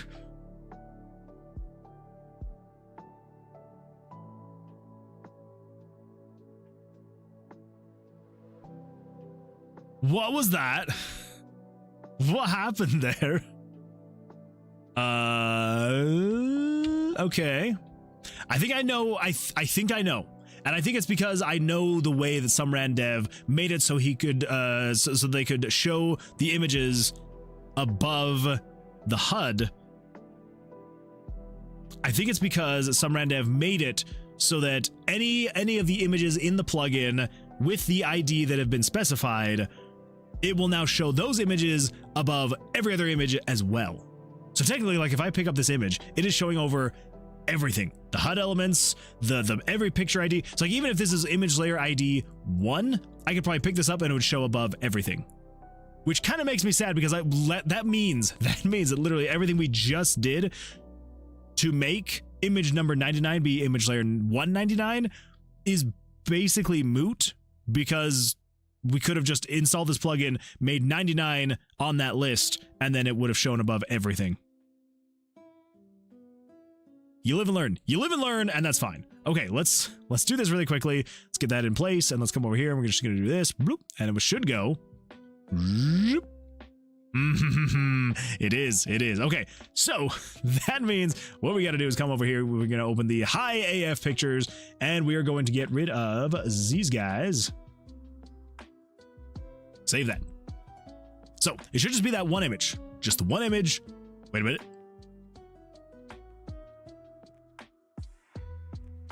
We want 199.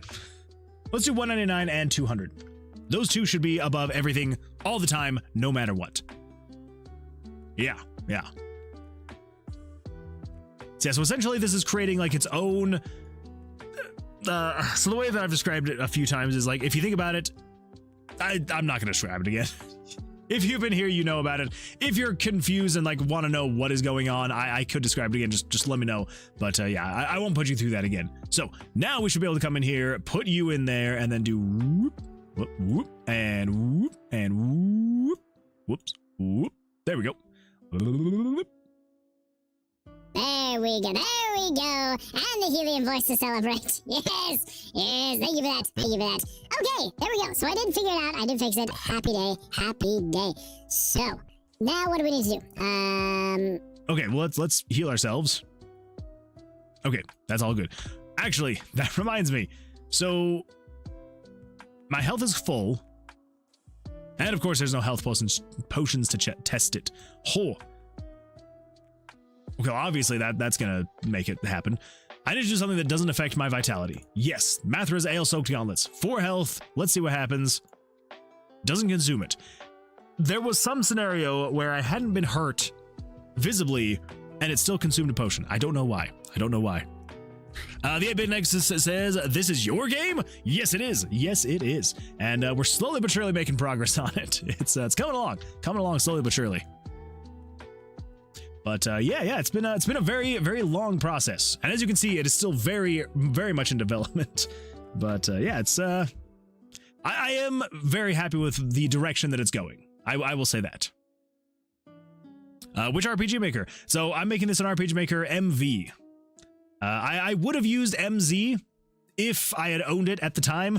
I didn't own MZ at the time, and so I was just like, I'm just gonna start it with MV. I knew MV really well. I knew that I had all of the plugins that I needed for MV to be able to make this, and so I was like, yeah, we'll just stick with MV.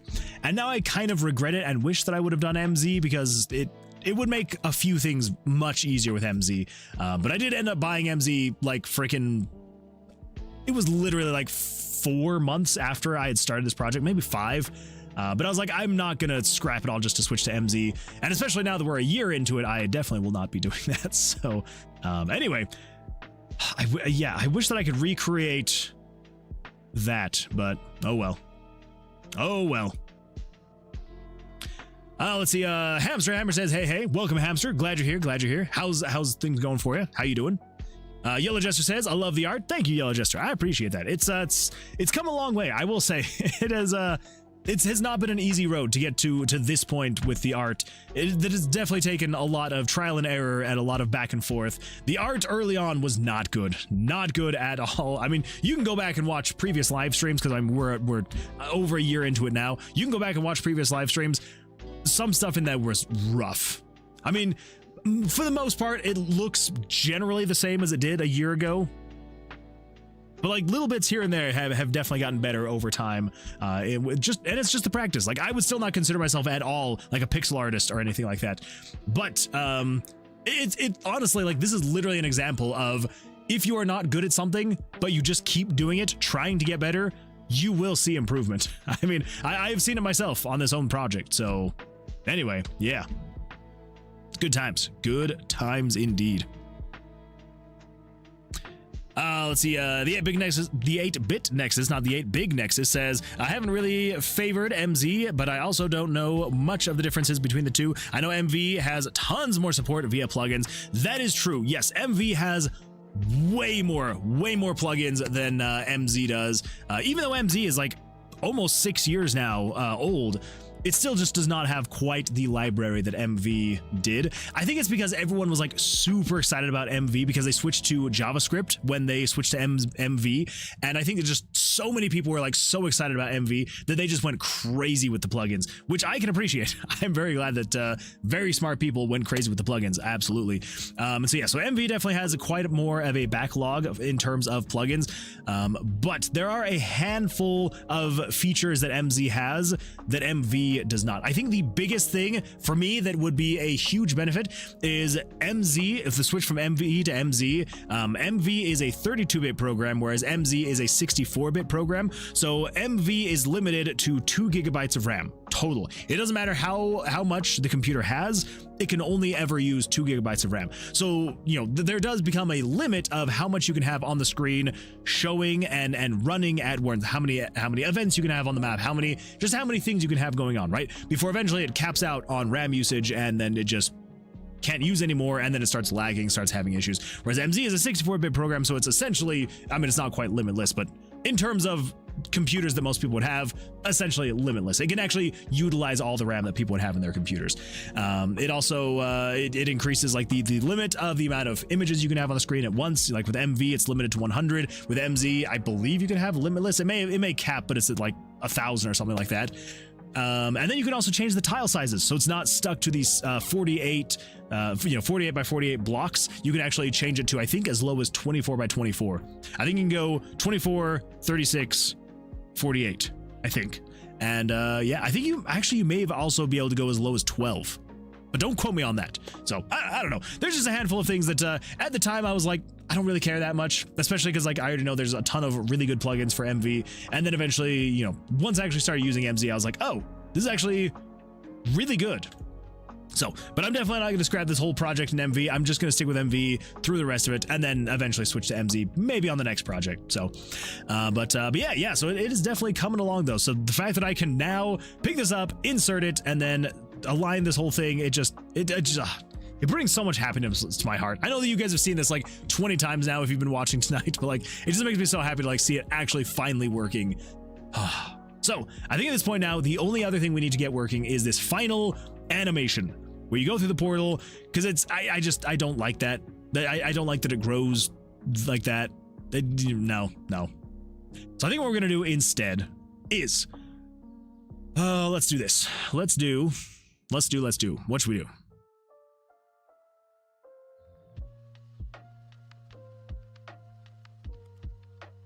The 8-Big Nexus says, yeah, Yanfly really made it skyrocket. That's true. Yeah, the plugins that Yanfly made, I would probably say, as far as in terms of like MV plugins, Yanfly, 100%, absolutely.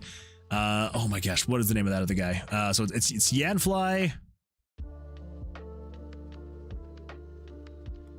Oh my gosh, what is his name? It's gonna kill me now. Galv is another one, absolutely massive. Galv did so many plugins for MV, still MZ as well, but yeah, MV, it looks like Galv did 74 plugins, and some of those are just absolutely wild. And then of course Sumrandev has done so many amazing plugins for MV. Yeah, crazy. So yeah, Yanfly, Galv, Mog, Hunter, Heim, and Victor. Yes, the Victor engine. Yeah, 100%. So many crazy plugins.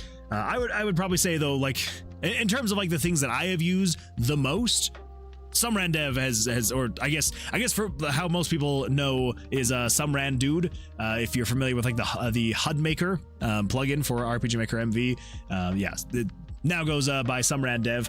Crazy amazing plugins by Sumrandev over on especially on YouTube as well. If you are into RPG Maker, actually, I know that Sumrandev doesn't like it when I do this, but if you use RPG Maker and you have not heard of, well, Sumrandev, but let's do this really quickly. Oh my gosh, come on YouTube, you can do it. There we go. Yeah, I'm if you use RPG Maker, I'm sure you've probably heard of Sumrandev, or as they were making their plugins a while ago, Sumran Dude. But yeah. So if you have not though, so many crazy plugins. But yes, HUD Maker I would say is probably like one of the biggest ones. But yeah, so crazy stuff that Sumrandev has done for the RPG Maker community, and honestly for my project in general. There's actually like, I guess I could kind of classify them as being custom made plugins for this game. They are plugins that Sumrandev has made and not released, to my knowledge, like this one and this one and this one. These are three that I believe that Sumrandev has not released to the public, that you know, was graceful enough to actually create them for this project, that I hope that eventually are released to the public. So, but I don't want to be the one to do that, so I will let Sumrandev decide on their own terms. There's the Fossil project for MZ. Have you heard of it? It's Project Fossil. That's that like 3D one, right? If so, that one looks absolutely wild. Tile size 16 by 16, icon size 8 by 8, face 32 by 32. Yeah, it is nice that you're able to actually change those. Yeah, Yanfly, Galv, Mog, Hunter, Heim, and Victor Engine. Yes. How did you get the unique battle system? For like the let me just turn it on really quick. Let me come in here. That's the one. I'm assuming you're meaning in terms of the Blackjack battle system. This guy right here. Is this what you're talking about? Because if this is the one you're asking about, it is 100% custom built. This is something that I built myself. Lots of eventing and so much JavaScript. Too much JavaScript actually. But yeah. So this is 100% custom. Yeah. So I wish that I could say that it could be some kind of plugin that I could release, but yeah. So if that's what you were meaning, then there you go.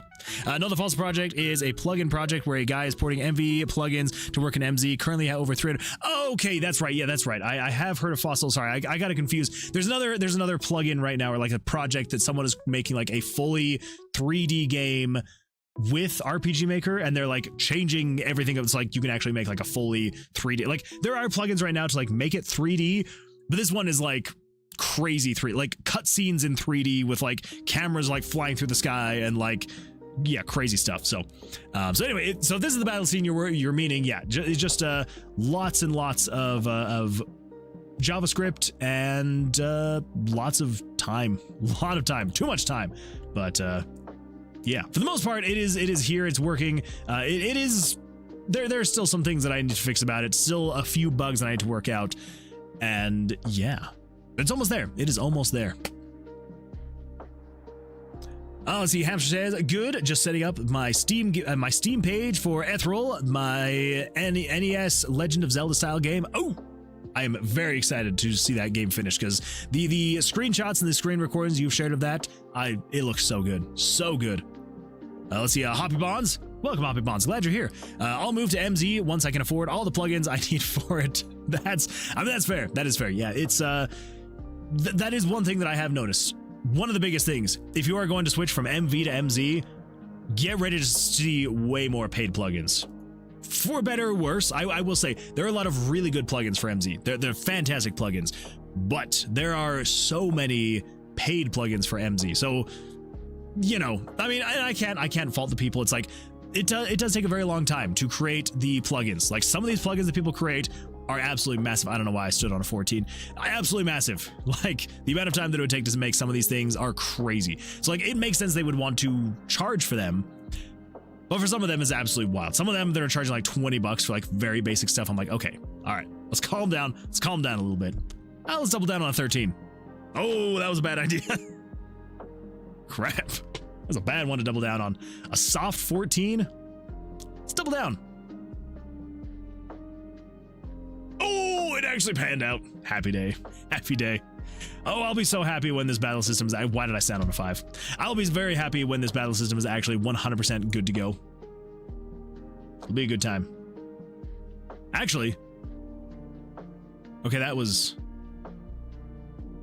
So that was another weird bug. It's like, it had a 2 and a 3. Why would it have done that? But we can come in here and we can heal ourselves now. That was weird. It like used it, like it healed me, but then didn't consume it. That was very bizarre. Very bizarre. Let's see. Cyber Olive Tree says, you sound like a presenter. I appreciate that. Thank you. Thank you. Yeah, much better than you coming in and saying like, your voice is annoying. So I appreciate that. Thank you. Thank you. Yeah, that's what I got. That is what I got. I think this is I think I have made this now the most awkward conversation with a first-time chatter ever in the history of Twitch. So welcome to that. You can all see now how awkward I am. Stand. Yeah. I never said that I was good at blackjack, all right? Especially when I'm talking. Well, back to working on my core mechanics while in queue for another game. Sounds like a good time. Sounds like an absolute blast of a time, Hoppy Bonds. Hamster says, thanks, man. No, but I mean it. I 100% mean it. I am very excited for it.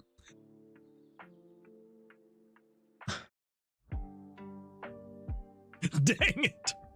I just had this random thought. I was like, what if I just put that right here? What if I do that? You know? What if I would just take that item and put it in the battle? That's what would happen. It would break things. That is what would happen. There it is. Spinning. Hey, I can split.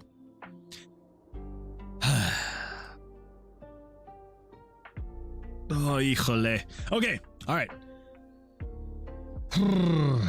It's all right. It's all right. Slowly but surely we will get there.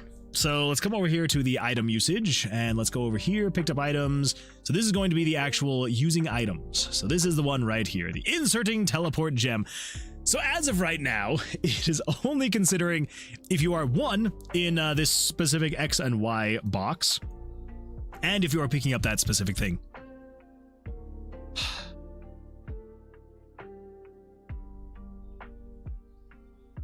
Okay, now we need to actually take into consideration. I think what we can do is if we come over here, we can pull this up. So as you can see right here, we have these numbers, 24 and 44. So 24 is the current room that I'm in, and 44 is the exit room. This is only showing because I want to be able to know where I'm going and all that fun stuff. So, what if... Balls. I forgot about that. Okay. Let's hide all the other HUD elements, and let's find where it says 3044. There it is. So this is variable 136. 136. Okay, so all we need to do is come in here and we just need to say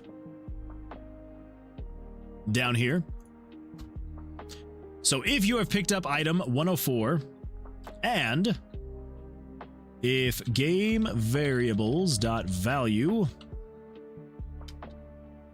100 is equal to game variables dot value 36. Okay, yes, so if 18 is equal to 104, so that's the item ID, and if game variables dot value 100, which is the player's current location, is equal to game variables dot value 36, which is the exit for the thing. Yeah, there we go.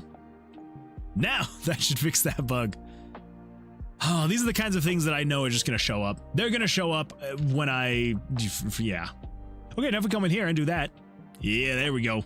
Also, if we come in here and we do a little bit of dish and we just go whoop, nothing. Aha. But if we go up to crap. If we go up to room, the exit room when we turn off the monster spawns. There we go. Monster spawns are off. The 8-bit Nexus, I don't know why I keep saying the 8-big Nexus. The 8-bit Nexus says, oh, someone has an epic game in the works. I mean, that's the hope. That is the hope. It's coming along slowly but surely. Or you mean the one in 3D? Because if you're meaning the one in 3D, then yes, absolutely. It seems like it should be pretty good. As of right now, I think it is like just an example project that they're making. I think.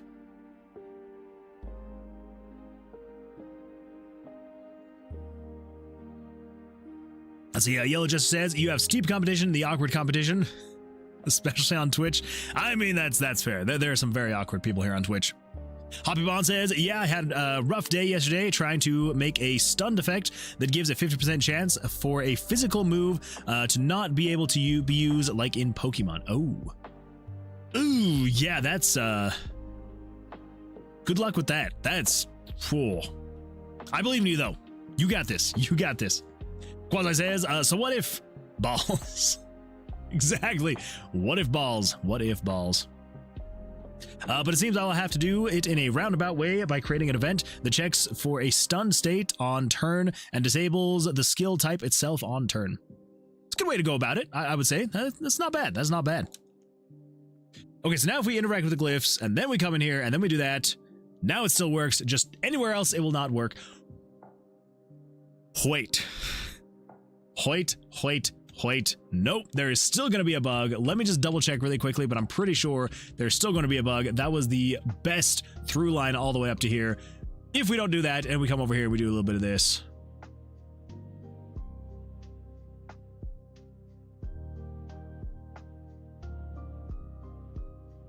Dang it. Dang it.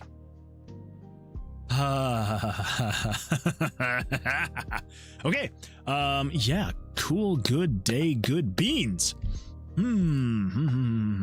Okay.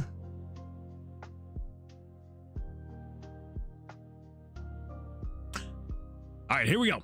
So we just need to go based off of if Portal Puzzle is on. So if 164 is on, that's all we need. Okay. So let's get rid of this actually. So we don't need to have this. We just need to say if game switches dot value 164 is equal to true. So if that switch is on, then it allows you to do that thing. That should work out way better. Should be way better. Let's go down to room 2. Now if I try to do this, cool. If I come in here, there we go. Oh, bugs. Bugs are the best. Bugs really are the best. All right, let's see here. So there's a couple more things now that I'm like, okay, we need to figure this out. So picked up, released. Let's do if 3 is on. So the Tomb Master, if 3 is on,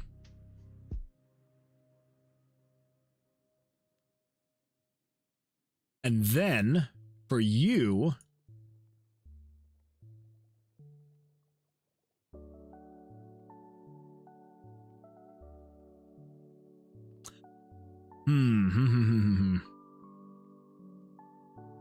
most common dev quote. What did I break now? That is scarily accurate. I feel like with everything that I do, I'm like, ah, crap. Now this thing's broken.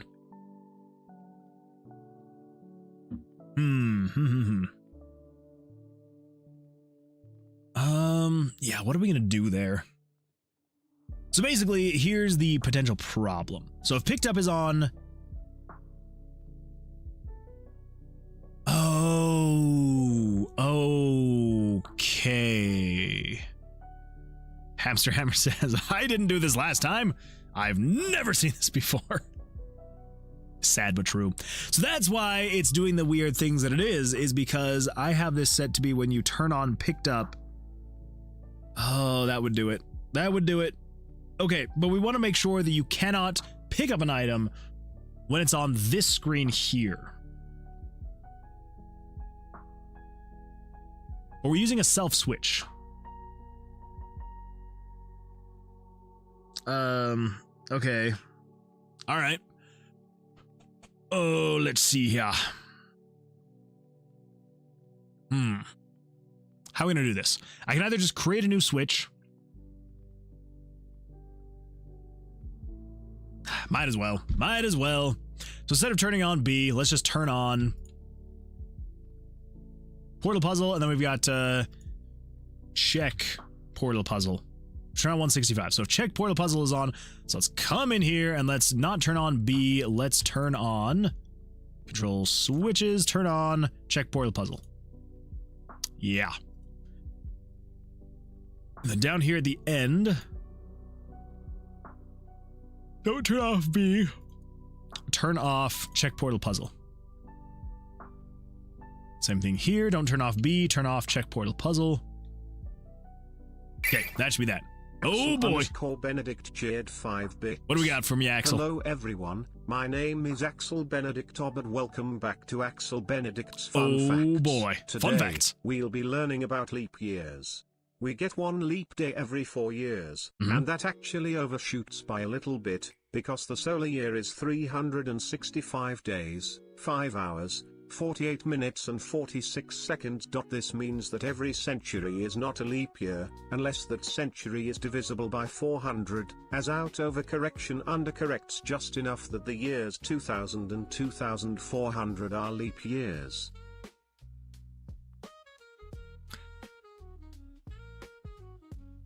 I know they did it to make things more simple, right? Like it would, because what is it? Isn't it something like there's not actually like 24 hours in a day? It's like there's like 24 point like whatever it is, like 135 or something like that. Like how many hours are actually in a day? Well, okay, yeah, freaking thank you Wikipedia. No, okay, never mind. It's just below that. Yeah, so it's 23 hours, 56 minutes, and 4 seconds. Yes, okay. The extra roughly 4 minutes to make a 24-hour solar day. Yeah, sun, back to the same spot, yada, yada, yada. Okay, so yeah, so it's 23 hours, 56 minutes, and 4 seconds. I get that they wouldn't want to do that. I understand. But the way we track time is just so weird. Like, it's bizarre. Very bizarre. Yeah, 23 hours, 56 minutes, 4 seconds. Can we just keep the inaccuracy and sync it up every century and make that week a national holiday? Oh!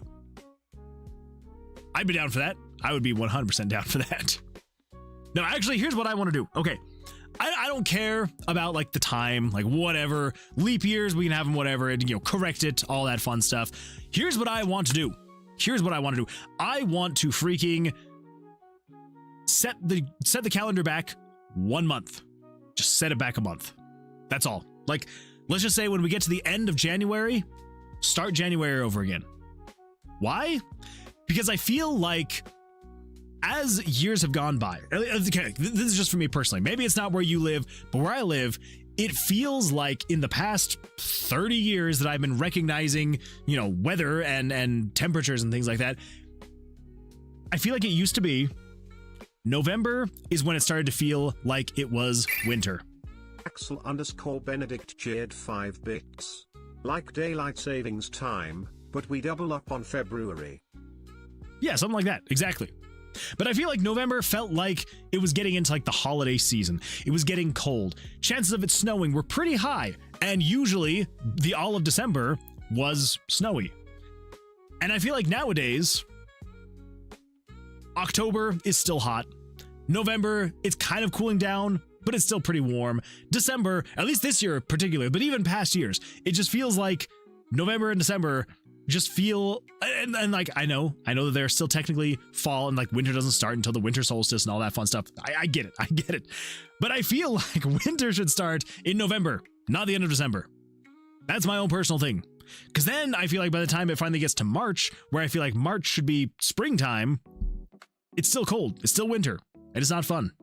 So anyway, if you elect me as your president, nay, as your world leader, I will make sure to set the calendars back 1 month so that we can finally have winter when winter feels like it should be winter, spring when it feels like it should be spring, and summer not all the way out to freaking the end of September. That's what I'll do for you as your master and commander.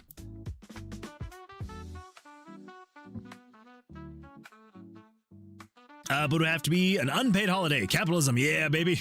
Sorry, Mr. Groundhog. 6 more weeks of winter always. No! I'm going to be so sad if it's 6 more weeks of winter. Winter has been so bad this year. Where I live, it has been absolute garbage. Terrible. We've had like one little bit of a flurry, like, and that's about it.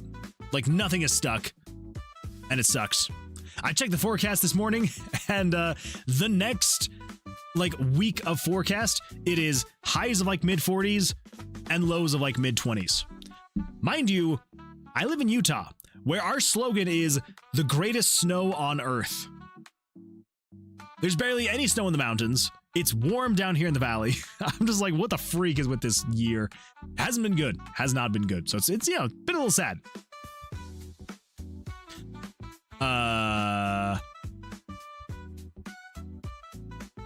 That's right. That's right.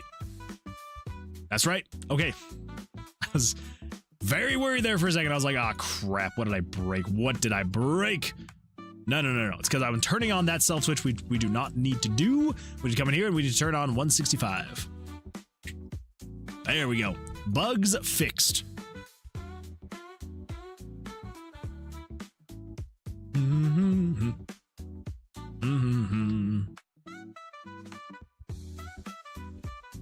Just makes me want to dance.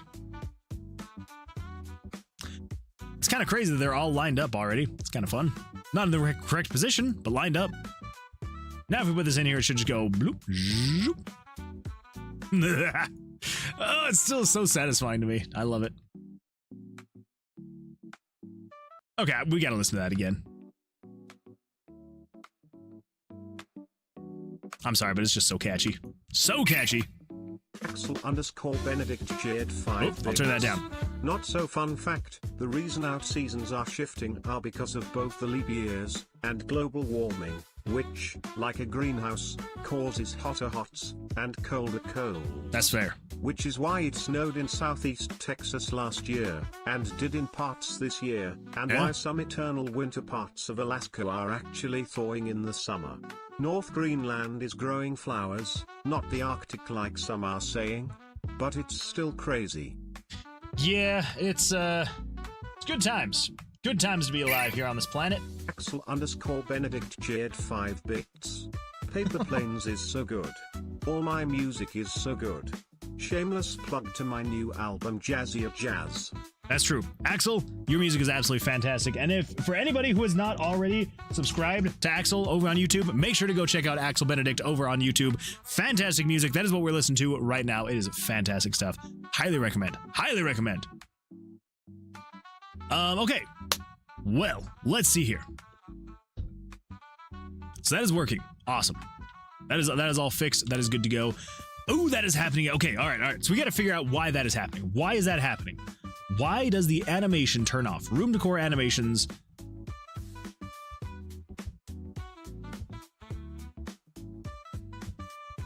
What is turning on D? something is turning on self switch D here.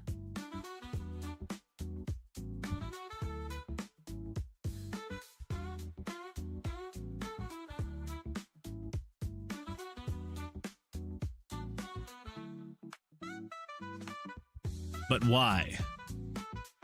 Why is the question? And it's after the portal turns on. Yeah? Kazu says, what is turning on die? What is turning on da? So there's a self switch. So basically in RPG Maker, there are these things called self switches where you don't have to like create a whole switch. It can just be like a self-contained event switch, which is super great for keeping your switch database clean. You can just use self switches.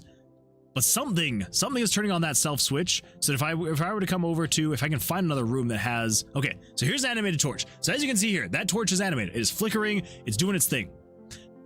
But if I come over here and I interact with the glyphs and I get all this lined up and I do its thing and I get this all turned on, there we go.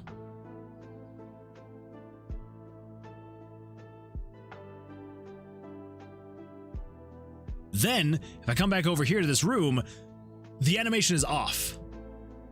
And I don't know why. So something, is it in here? Is there a thing in here? Or maybe it's in here. Something somewhere is turning on that self switch, and it should not. So what self switch is that? So this is event number 4. So we're looking for 9-4D. 9-4D. Let's see. It would have to be a script call, because to affect self switches on other events, you have to use JavaScript.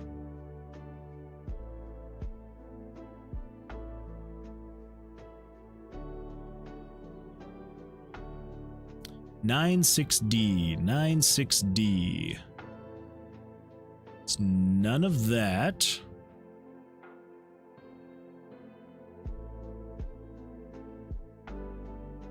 Picture, rotate picture.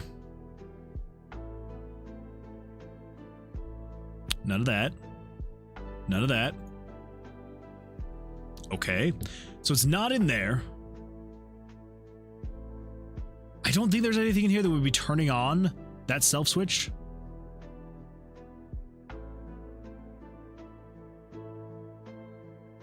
Let's do this. This will help us find the culprit. So if we say, let's create a new HUD element. Let's create, let's do text.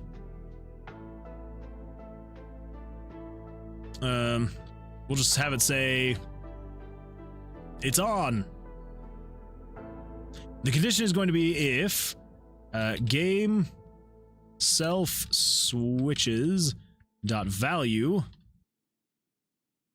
9-6 D, pretty sure this is how I'm supposed to type it, is equal to true. Pretty sure? Okay. Now, if we go find room 28, let's go find room 28. So if we interact with the glyphs, hasn't shown up yet. Okay, that's good. It's good to know.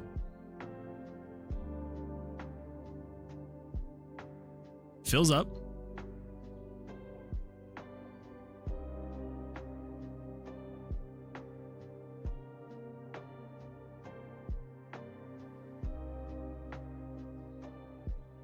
Okay, I may have typed it wrong. Let's just go find a room with a...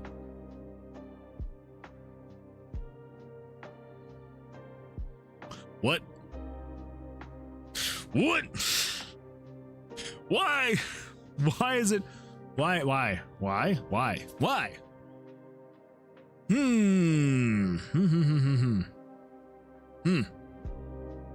I don't know. That is very bizarre. It's a standard practice to have AoE skills cost more and have less power than their single target counterparts. I don't know if it would necessarily be common practice. I think it's more of just a balancing of the skills. Because if you've got AoE, you're basically multiplying that skill by X, by the amount of monsters you're hitting, right? And so, you know, if you were able to hit 20 monsters with an AoE skill and it's doing the exact same amount of damage for the exact same cost, then you are doing 20 times the amount of damage for the same cost. So yeah, so in terms of balancing, it kind of is up to you, honestly. So I would say you could go one of two ways. You could either have it cost more and do the same, or you could divide the amount of damage it's doing based on how many it's actually hitting. I feel like those are probably gonna be the best two ways to do it, is either making it cost more or just doing less damage the more times it's split. So yeah. Or you can just have it be like an AoE skill is just a crazy skill and it can just do crazy amounts of damage. So you can do that as well.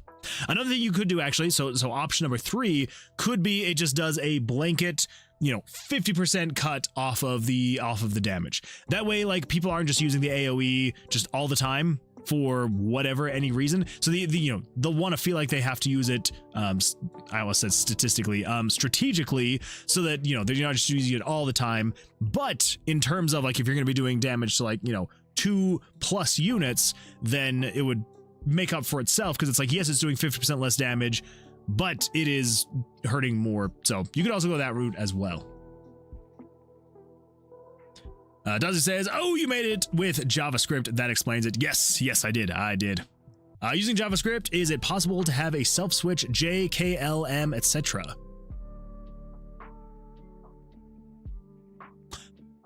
I actually have no idea. I have no idea. Now I want to find out. We're gonna say here, I'm also just gonna double check really quickly. I'm pretty sure that I'm typing the self-switch JavaScript correctly, but now I just want to double check and make sure. Self-switch.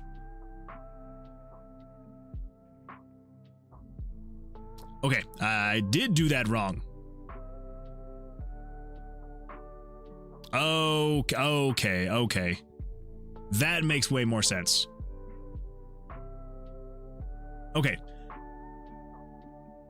So here's how I'm supposed to type it. It's supposed to be, so if we come in here and we say script, if we just say game, what was it again? Game self switches. Okay, dot set value. That would make a lot more sense. And then you're supposed to do parentheses and square brackets.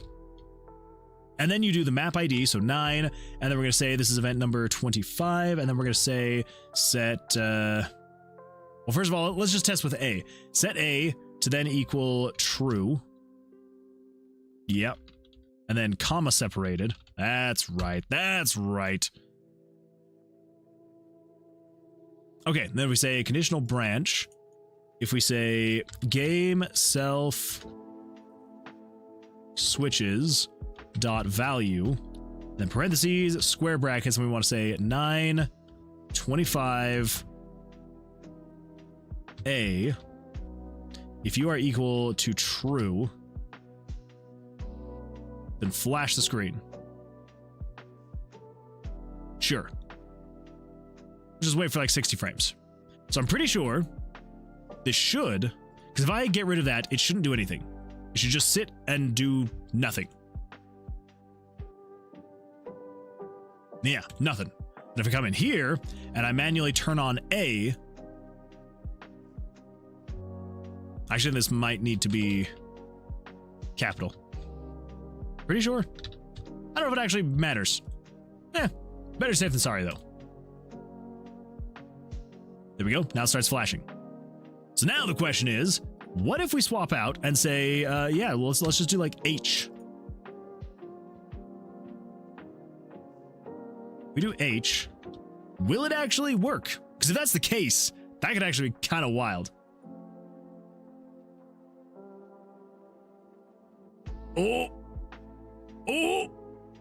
Holy smokes. Coco, you may have found something here. Let's get rid of that though. Let's just make sure, so if we don't turn on self-switch H. Oh my gosh. Well, that is going to be a huge part of my RPG Maker Hacked series episode where I cover self-switches, which is coming up very soon because I am almost done with the episode for controlling switches, and then I'm going to upload it this Saturday, and then we're going to do variables, and then we got self switches. So, Coco, this is actually wild. So, yeah, there we go. Confirmed. Confirmed. You can actually do whatever you want. Here's the question then, though. What if you were to just say, like, I don't know, freaking, booty. Turn on self-switch booty. Thanks for the follow, baby Lena Prejor. Thank you so much for the follow. I appreciate that. Thank you, thank you. How's your day going for you? And if we say if booty is on, that's body. Booty. Yeah, let's take that off. So let's just say if self-switch booty is turned on, then it wants to flash the screen, but it's not. So if we say turn on self-switch booty, I know it's probably like the dumbest testing thing in the world, but hey. Oh! There we go. There we go. You can name your self switches whatever you want them to be. Oh my gosh. There we go. We've got self switch booty. Happy day. Happy day. Oh my gosh. Loki says that moment when you figure out how to get the old security cameras working on a self-hosted platform after terminating the services and being left without an excess of non-functional cameras. Hey, Loki, that is absolutely fantastic. Always good when you can actually continue to use the hardware you purchased, even though you're not paying for the software anymore. It's not bad, not bad. There is no limit. ABCD, it's arbitrary by the program. True, yeah. So there we go. Now we all know. We have now confirmed it that you can do whatever. You can do whatever self switches you want. Good times. You do, unfortunately, will be restricted. Like, you won't be able to do page conditions, right? Because you have the built-in drop down here, which oh my gosh. If there was one update to RPG Maker that I could request right now, I want them to add a JavaScript section right here. So you can actually do a custom JavaScript condition. I would be so happy if you could do custom JavaScript page conditions. It would make me so happy. So freaking happy. But alas, you cannot. So you will be restricted in that capacity. So you will not be able to actually do the actual, like, going to this page based off of those custom self switches. But obviously you can just have the page be active and then have the conditional branch on that page doing the thing. So, it works out. It works out. The episode on the variables must be like 30 minutes long or something. It's probably going to be an extremely long episode. To be fair, the switches episode is right now the longest episode that I have made so far. It's only like 8 minutes. It's really not that long, but yeah. So, it is what it is. It could be longer. I could pull it up right now really quickly if we wanted. DaVinci Resolve is being extremely slow though. Here we go. RPG Maker hacked. Here we go. There's the episode. There's the episode right there. You cannot even see it. There's the episode right there. It's in all its glory. There's the episode. So, yeah. It's done. It's done. I just need to actually go through, make sure it's all good to go, render it all. Yeah, as of right now, it's just waiting on the finishing touches to get the rest of it done and good to go. But yeah, that is the episode. That is the episode right there. It's getting there. It's getting there. So, yeah.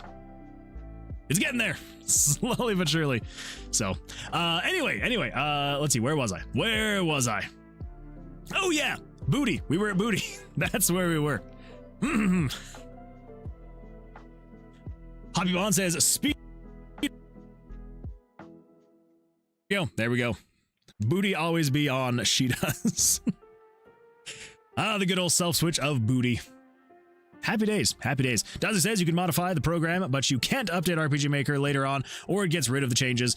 Yeah, it sucks. It does suck that that's the case. Because here's the thing, I have looked into potentially increasing the window size for the script, because I would absolutely love if there was a larger window for writing JavaScript.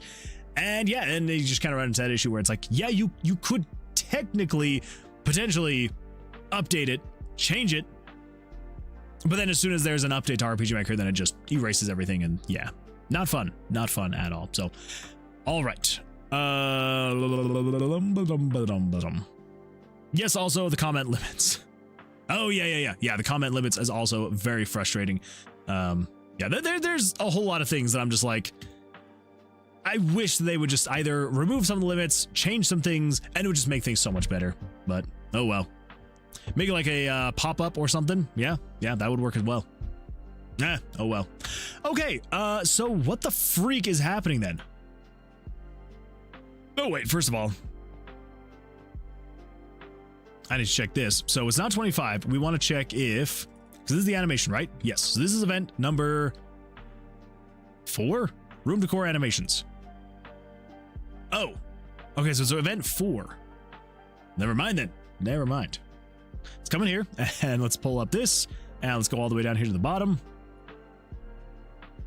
Okay, so you are if on map 9, 4 D is equal to true. Okay, I just want to see what's going on here. So yeah, you can see here the torch is animated. Everything's good to go there. All through here, the torch is animated. Everything's fine. Everything's dandy. Everything's great.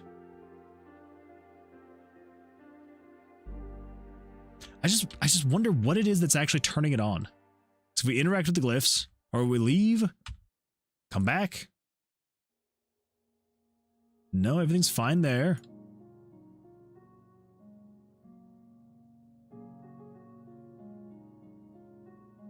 Meeple over on YouTube says, welcome Meeple, glad you're here.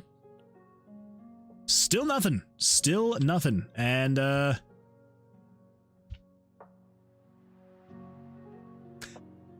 have no idea, but I am going to just leave that HUD element on for now. That way, whenever it is that it happens, whenever it is that it pops up, we can then see, and then I can try and figure out what the freak is happening there, because I am so confused. I don't know. I don't know why every now and then this just stops animating. Make it like a pop-up or something. Oh wait, yeah, I read that. Hoppy Bond says, the main thing I don't like about RPG Maker is the no resizing of the map tiles, so I can add detailed maps. Yeah, that's true. Now, are you meaning, when you say no resizing of the tiles, are you just meaning like having to go with like the 48 by 48? Is that what you're meaning? Because MZ kind of has a way around it. Yeah. Okay, yeah, because with MZ, you can resize the tiles to a certain point. It is very limited. So, yeah, there's, it would be very janky ways to get around that. I was like trying to think about it. I was like, okay, there are scripts where you can zoom out, so you could technically like make it look smaller, but then you're like dealing with all these like weird scaling things. Yeah, it's not ideal. Really not ideal at all. But for the thing that it does, which is being able to create basic 2D top-down RPGs, it does do a pretty good job of it. It's just trying to do anything else outside of that box really struggles. Really struggles. Ba-da-ba-ba-dum-bum-bum. Let's do this. So over here, I believe it's on this page. Yes. So this is where it is doing all of that stuff.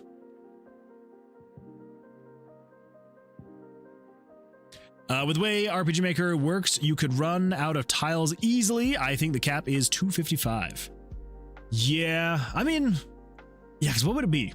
So it's, what would it be? Let's do this. Let's do you, images, tile sets. Oh. Well, it's,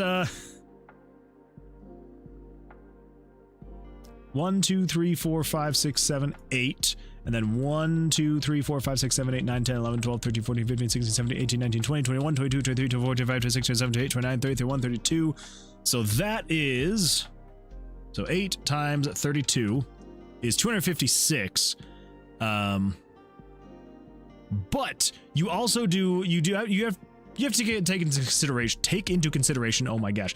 So you've got a couple options. So you got so that's just on beasts. You got 1, 2, 3, 4. So you've got 4 of those. So that's 256 times 4.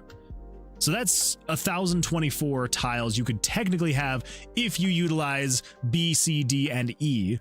And then you also do have the A, which is another 256. So you've got 1,280 tiles, technically. Well, yeah, because it breaks the auto tiles into its own thing. Because basically, with the auto tiles, because the animations, the ground, the buildings, the walls, all of that stuff, they technically fit into, I think it's like these top 4 sections. And then the A5 normal, I believe, is another. So, it technically is like 1,280 tiles, like square tiles you could technically have things on. So it does open it up a little bit, just a little bit. And then, worst case scenario, you could utilize events, I suppose, to like try and do more mapping. There is a reason. There's a reason why parallax mapping is as popular as it is, because that is the best way to get the most amount of detail with the least amount of like tile set usage. So, yeah. So if you want to have more detailed and like intricate maps, probably parallax mapping is going to be the way you want to go. It does take quite a bit more work, a lot more work. But I would say it's worth it if you want to, want that hyper detail. Okay, so here's what we need to do. So 101 through 106. This is the portal animation playing as you go in. Yeah. So this is portal puzzle 3, 4, 5, 6, and 7. Which ones are those? Images. Pictures. I think it's just called portal. Yeah, portal puzzle.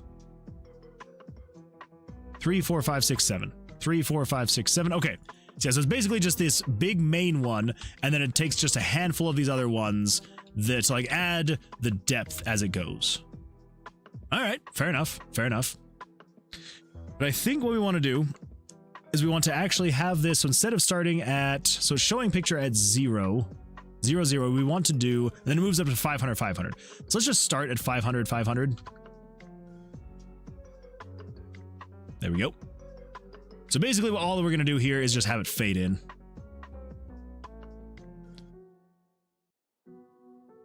I don't care to have it do the whole expanding thing. It's cool and all, but meh.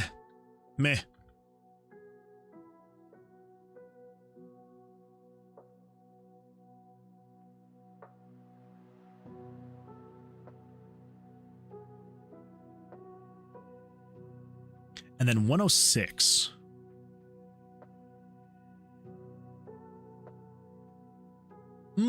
Well, yes, then you start at 100, 100, 0, and then you go 100, 100.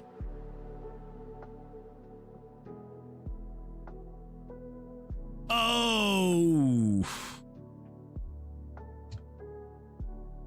That would be why it never faded to black. So when you show an image in RPG Maker, you gotta set all these parameters, right? Down towards the end, you have the blend, which is the opacity and the blend types. You can have normal, additive, multiply, and screen. Very limited options, but I'm glad that they have that at least. So basically when you're setting this up, so that's showing pictures. And then when you are moving pictures, you have the blend, the opacity, the blend mode, and then you have the duration that you also need to have in there. So yeah, so basically, I think what I did was I believe I did this incorrectly.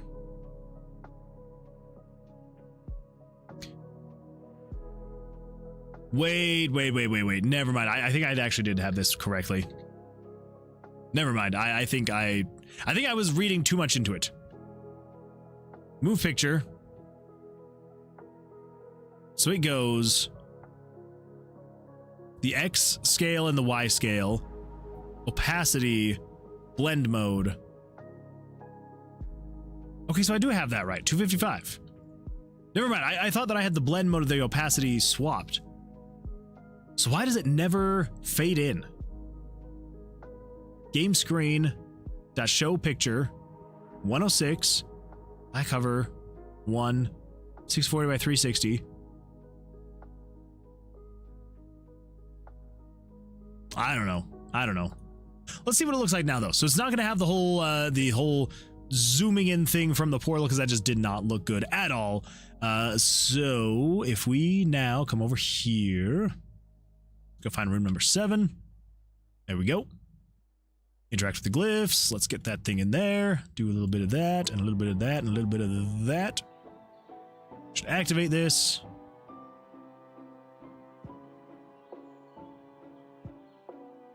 Nick says, hello, Chemist Nick. Welcome. Glad you're here. How's life going for you? How you doing? Now, if I do go through the portal, it should.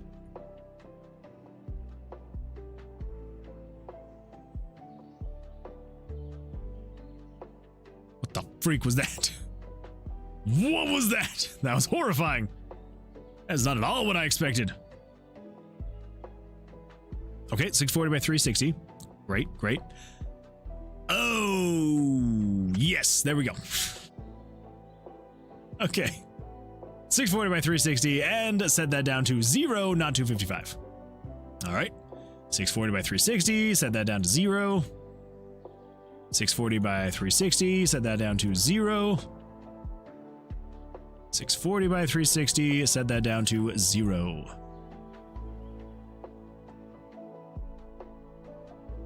All right.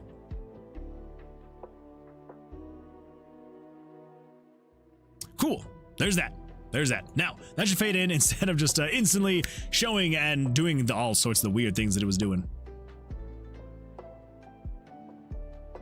Interact with the glyphs, come over here, throw that in there. Doodle-doodle-doodle-doo. Doodle-doodle-doodle-doo. Zoop. Whoop. Still so satisfying. And go through the portal, and then it should be like, what the... That is way too slow. We're gonna get there, I swear. Okay, yeah, 240 frames is way too slow when it's just fading in. So let's do 120. 120 is good. Yeah, 240 worked well for it, doing the other thing. Yeah. Okay. And the fade out happens over the course of also 60. Let's do 100 instead here. 100.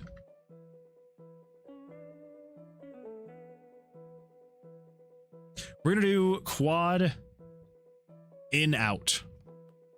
So basically it will start slow, speed up, and then end slow.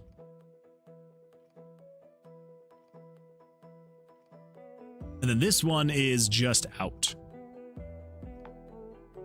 So it starts normal and then decreases in speed as it goes.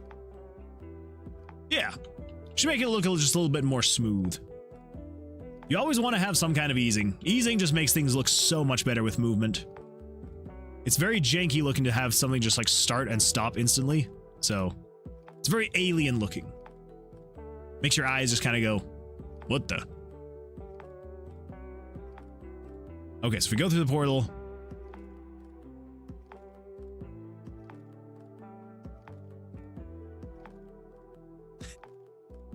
It's fine.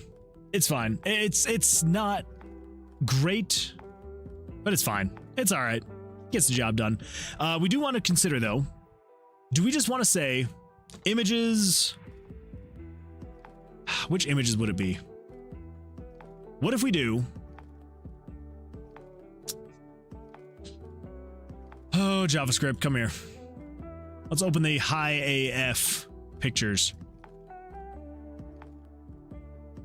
Do we just want to say everything in like the 190 range is above the HUD? I think so. So do 190, 191, 192, 193, 194, 195, 196, 197, 198. Okay, so 190 through 200 is showing above everything else. So that way it doesn't matter if there's HUD elements, whatever it may be. So turn off show HUD, turn off show dialogue. Let's take this though and put it further down. So if it's released, so at the end here, then we'll turn off show HUD. That way it actually fades out the HUD instead of it just like instantly disappearing and then the thing popping in. I know this is all very nitpicky stuff, but like we are working on tightening the floor exit mechanics. So I can be as nitpicky as I want.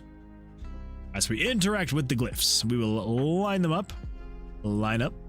I'm hoping that like in all the times that I'm testing this, it's enough times that if there's a bug, I will find it in this thing. I hope.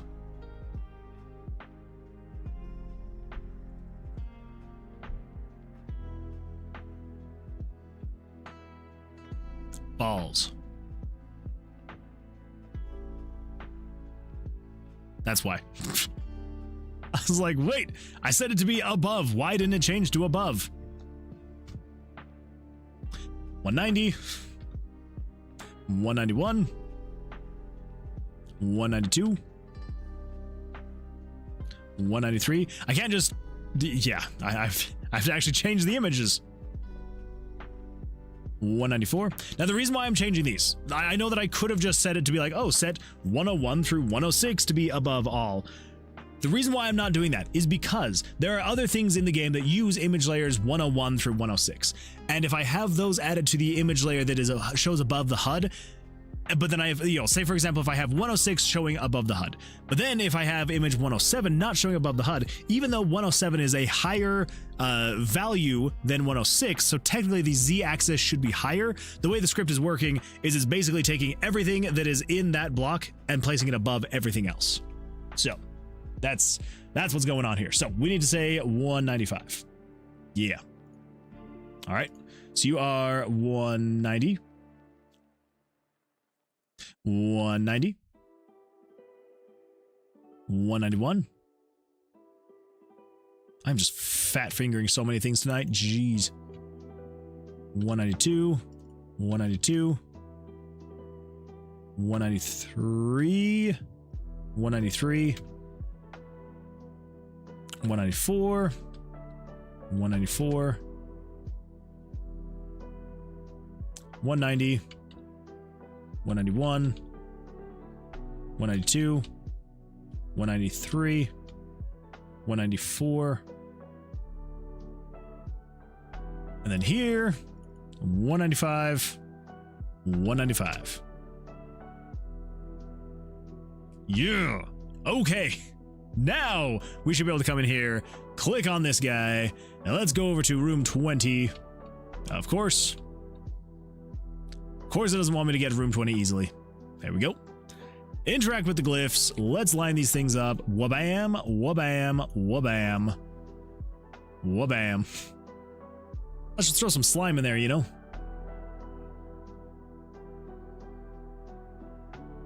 Okay. And now, go through the portal. Whoop. Ah, okay, all right, that feels fantastic. Oh my gosh. Is it finally over?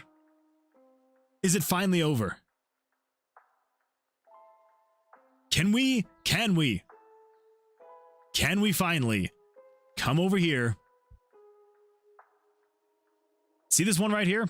Tighten up the floor transfer. Oh my gosh. Is everybody ready for this? Oh my gosh, that feels so good. That feels so good to finally check that box. Oh my gosh, tightening up the floor transfers is finally done. The mechanics feel good. The animations feel good. Holy freaking crap.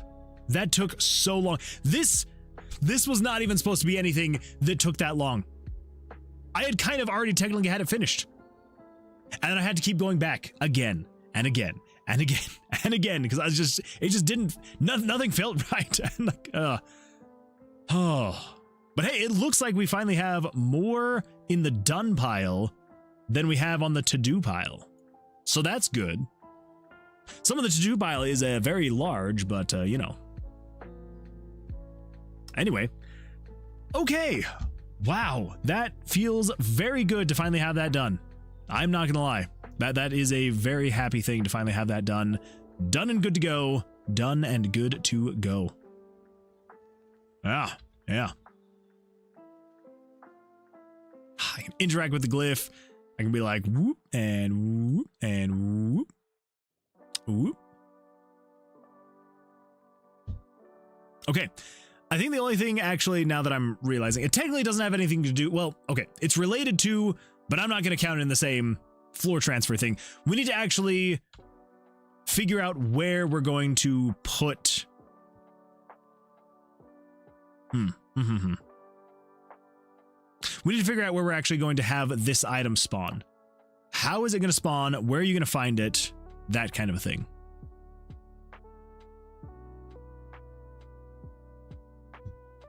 So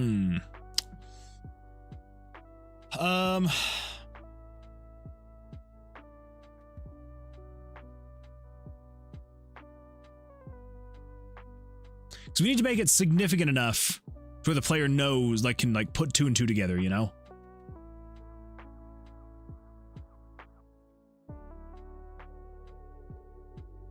Should we?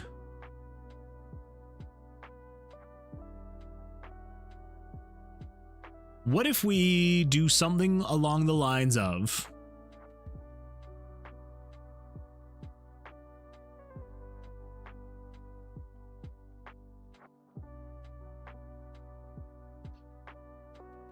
there's a handful of things that I'm thinking. What's the logic to let the player always find the sphere to get out? I'm trying to figure out like in what. Trying to figure out what you mean as far as like the logic in the game, like what have I added so far? Yeah, so what's the logic to let the player always find the sphere to get out? So as of right now, there's technically nothing to like allow the player to find the sphere. As of right now, I just automatically add it to my inventory just to test it. Yes, in order to not soft lock. Yes. Yeah, so right now there's technically nothing in the game itself right now. It just adds it to my inventory. So I'm trying to figure out how, like, in what capacity we're going to have the player find the sphere. So there's a couple different options we've got. So one could be the mini boss. You fight the mini boss, and if once you kill the mini boss, the item drop is the sphere. It could be that. The only problem with that though is that like I have the desire to make it so that the player doesn't have to kill the mini boss. I want it to be like an optional thing the player could do. You don't necessarily have to do that. And so I worry about making this drop be something along the lines of that, because if I do that, well then at that point it's now required that you fight the mini boss. The other thing, and this is something that I don't want to do this because I don't want to have to like put myself through what I just went through with the freaking exit again. The other thought that I had was you could have some kind of puzzle to unlock it. I'm not making a whole other puzzle for this thing. What we could do though is we could have it be on like a destroyed altar that bears a resemblance to the dials that you have to twist at the end. So kind of the general idea is you would come across a room almost kind of like this, right? So you would come across this room and, there would maybe be the actual, like, there'd be this dial in the center of the room, like, smaller version of it, basically. And then, down in the text, it would be like, there's a destroyed, I don't know, something, right? And then there would be an option to actually look at it. And then when you click to look at it, it would kind of do the same thing here where it like shows a bigger version of the portal. And then it would have the gem in there. You could then click on, drag it out, put it in your inventory, that kind of a thing. So that way, like there's like some kind of significance to it, and then the player could kind of put like 2 and 2. So I'd like basically take these same graphics, but then like, you know, bust them up a little bit, make them look destroyed. But then that way, when the player comes across this here and they go, oh, hey, I recognize this. this must go in there, kind of a thing. It's kind of what I'm hoping for. They all sound good, to be honest. Yeah, and that's kind of where I'm torn, is that I'm like, it could go any of the ways. It could be that. And that's where I'm kind of like maybe leaning more toward something along the lines of this, like the one that I just described, so that you know, try and put like 2 and 2 together to like show, hey, you know, that you need to put this in there, kind of a thing. So, because the other thought was also like, oh, just like put it on the ground somewhere. Like I could literally have it just spawn somewhere in the tomb, and the player could go find it. But then it's like, okay, what do I do with this thing now? Kind of an issue. I think I'm kind of leaning more toward making it so that, yeah, I kind of think I'm going to make it so that it's, yeah. Let's do that. I kind of like that plan. All right, let's do it. Oh, I actually also just realized we do not have a way to back out of this. If you open this up and you like start this, there's no way for you to leave it.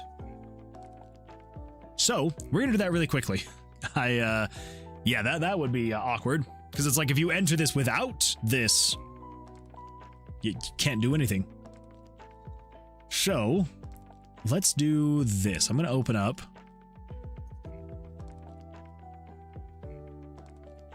Let's actually just come over here.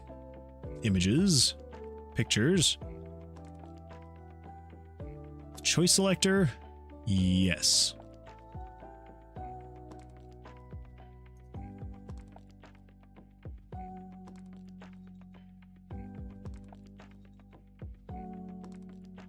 Okay, so basically I just want to take this choice selector and then probably just put it down here in this corner. I'll shave a little bit more off of it.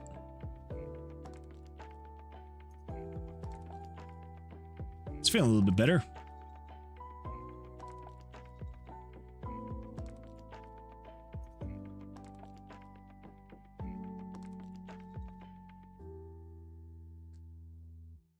So basically what this would do is you would then have something that says back. Grab that. Let's do the correct font. There we go. Change this to be none. Set that to 5 pixels. 0. Yeah, so something like that. We probably also don't need it quite this large still either. So what do you do? 1, 2, 3, 4, 5.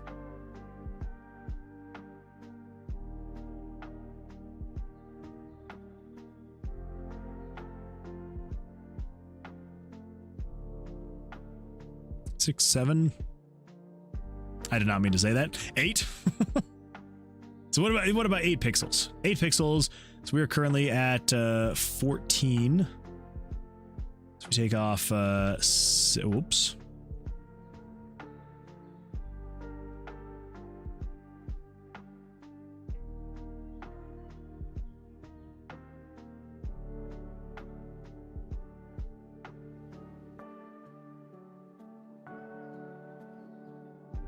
Maybe not back. Maybe we do exit.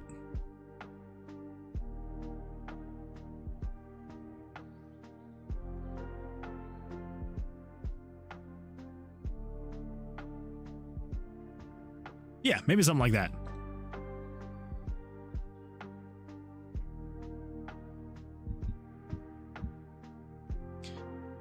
Okay.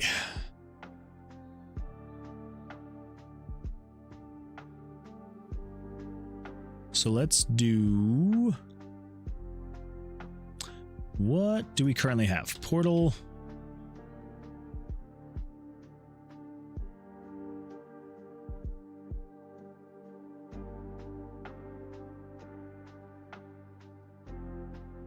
I do want to have a cover over this stuff, because basically as of right now,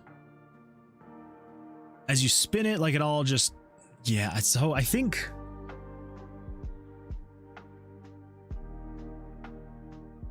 let's do this. This is going to be the exit button. Put that there. And then let's do this as the dial cover. Good old thinking. Good old thinking. I feel like I do too much, but not enough of that. Okay, so if you are 80...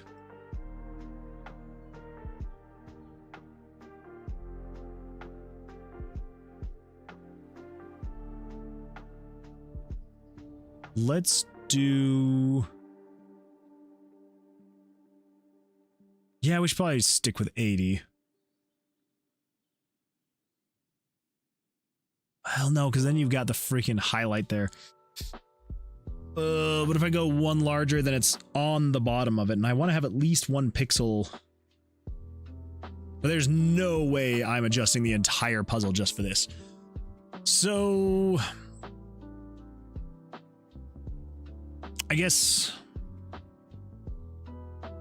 I should have taken that into consideration. Yeah, let's just do... Yeah, let's just do this. We'll do 80.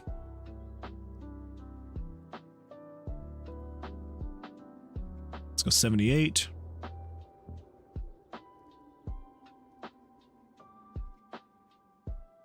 And then you are 58.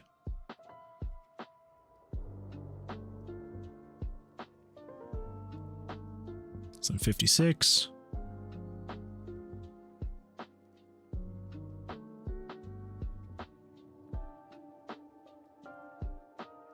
You are 34.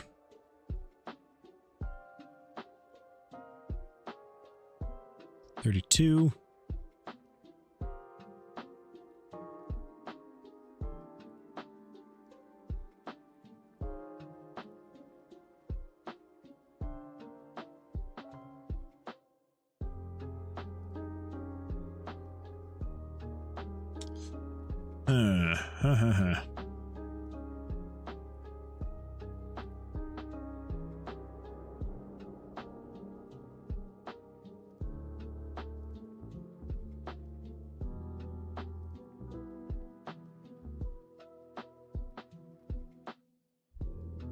Okay, you're supposed to be 78. Dang it.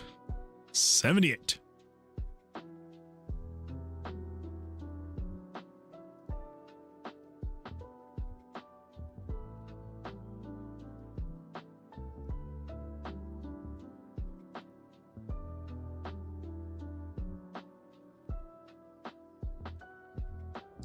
I don't know how this is going to look.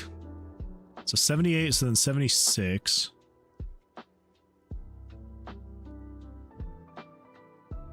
And you are 58, so let's go with 56.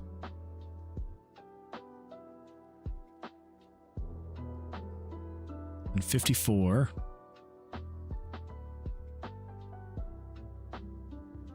And you are 34, so let's go with 32. And 30.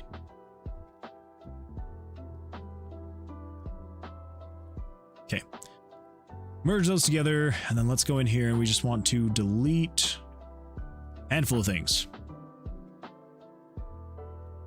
Dazu says, my new philosophy is that if it works and it saves time, it's the way to go. I'm starting to appreciate more the faster way of working and try not to be too much of a perfectionist.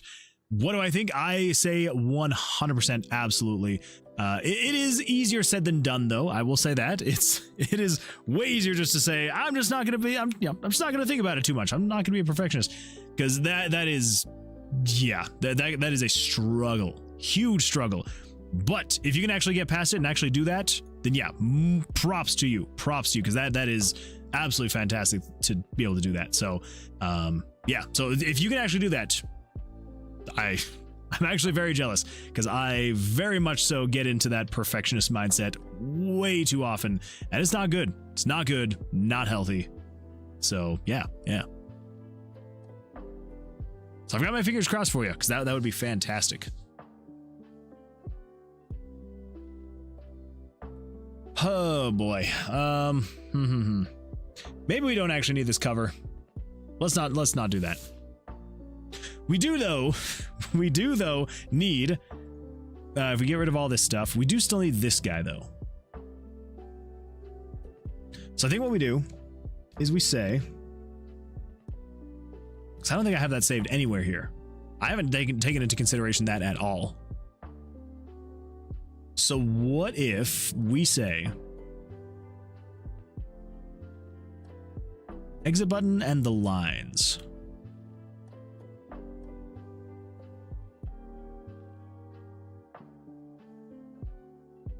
Apply. Yeah.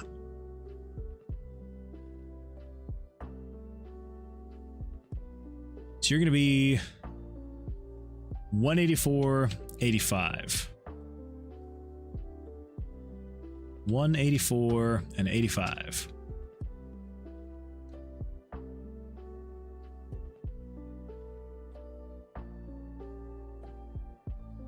The center should be right in the center of that thing right there. Yep. Okay, and we resize this up to 400%. We're going to save this as computer downloads Tomb of Vercilias, images, pictures. This is going to be the portal puzzle.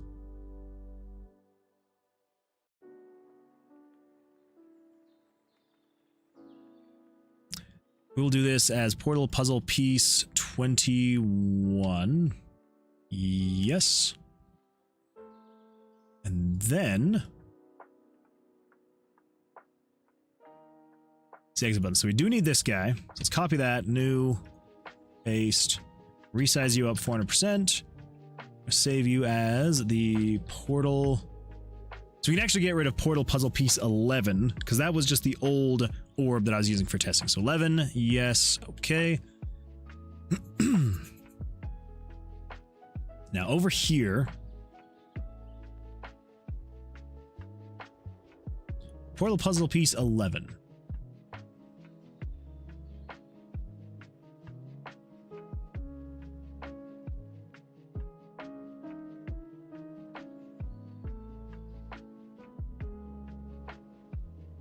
No, you should have been item. You should have been item, right? Your item, right? Please don't tell me I just overwrote a file that I need. Oh, I sincerely hope not. Ooh. Jonas Frog just redeemed Streech. Jonas, welcome. Glad you're here. Salutations to you as well. And I could 100% go for a stretch. So let's do a stretch, everybody. Oh, let's go to the right this time. Here we go. Oh my gosh, that hurt. Oh, and this way. Oh, and backwards. Oh my gosh. Oh, my sides hurt so bad. Oh, thank you for that, Jonas. I appreciate that. Yeah, welcome. Glad you're here. Glad you are here. Yeah, that should not have hurt as much as it did, but it did. So, you know. Okay, yeah, so 104 is that. So yeah, I think I just never noticed it because I hadn't ever hit this before. So yeah, let's just do that. Cool. 28. So 28 is that guy right there. So do we have 27? Is 27 available? So the player hand is 27 and then 26. We have 26 and 27. So I can use 26 and 27.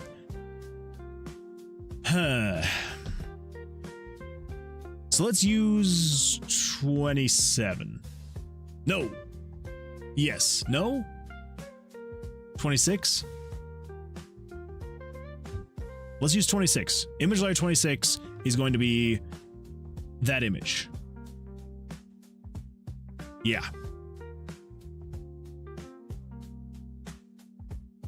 Okay, yeah. So let's show picture 26, and this is going to be the portal puzzle. Portal puzzle piece.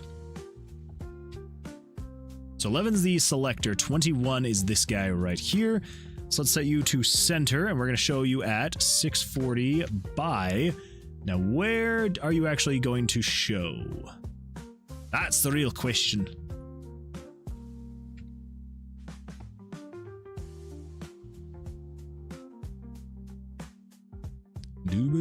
Oh, crap. 25%.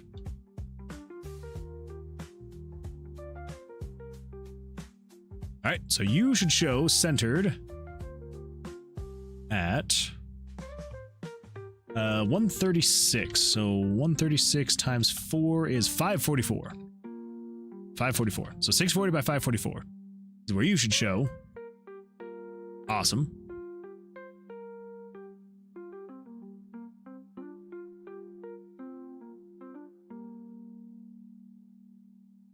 Okay. So you show that. Now,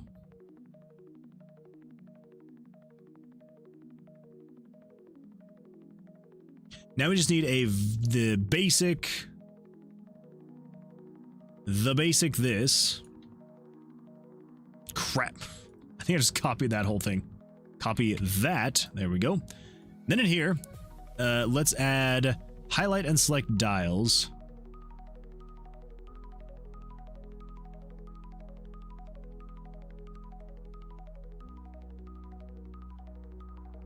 Let's just throw this guy right here.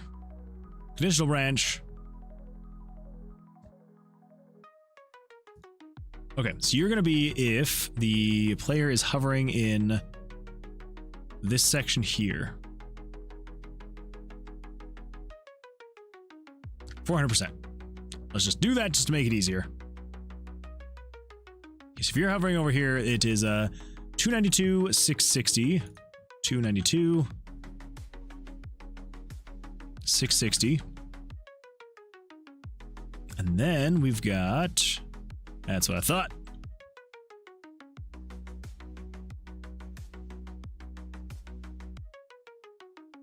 So you are 468, 704. 468, 704. Okay, so if you're in there, this is going to be the exit button.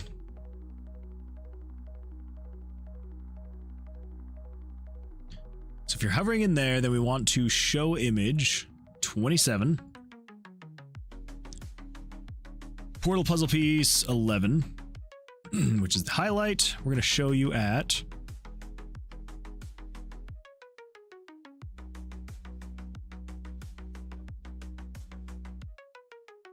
386, 682. 386, 682. 386, 682.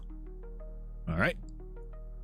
And then if the player releases the mouse click on the button, conditional branch, if released, then I think we just want to turn off. So turn off A, turn off switch 164, and then we need to erase a couple images.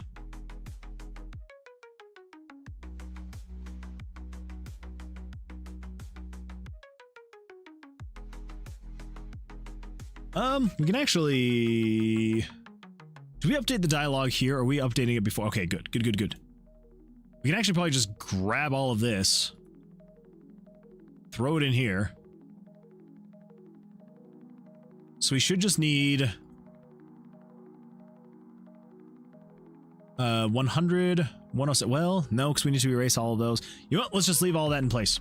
And then the last thing is we need to erase 26 and 27. So let's grab these two. Oh, wait.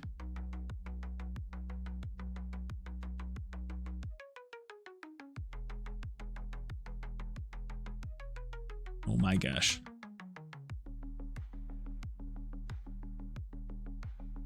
$26, $27, and then we want to grab 105, 106 from here. I mean, we could probably just, what do we got? Two more slots? Whatever. Let's copy that, and then we come down here to the bottom, and then we want to replace this one with that one. Okay. So yes, we want to erase all the images, turn on show dialogue, don't turn on exit portal activated. Turn that off, turn A off. Check portal puzzle is off. And then variables 1048 through 1049 set to 0. Exit and processing. Okay. So with that, we should be able to do this. Hopefully. I'm just going to be really sad if this doesn't work. Okay, so we can interact with the glyphs. Everything's great. Come over here, highlight the exit. Oh! Okay. Of course. Let's add the conditional branch there.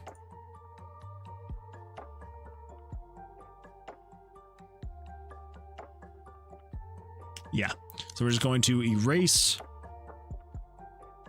27. There we go. There we go. Now, let's go take a look and see. Okay, so we interact with glyphs. All of that is fine. Exit, hover over it, everything's good to go. Then if we click exit,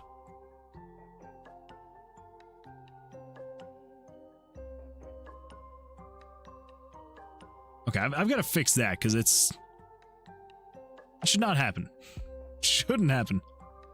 But interact with the glyphs. Now, what if I get everything all lined up and then I exit and I come back? Everything is unaligned. But it should all be the same, right? So this is a 90, 180, 180.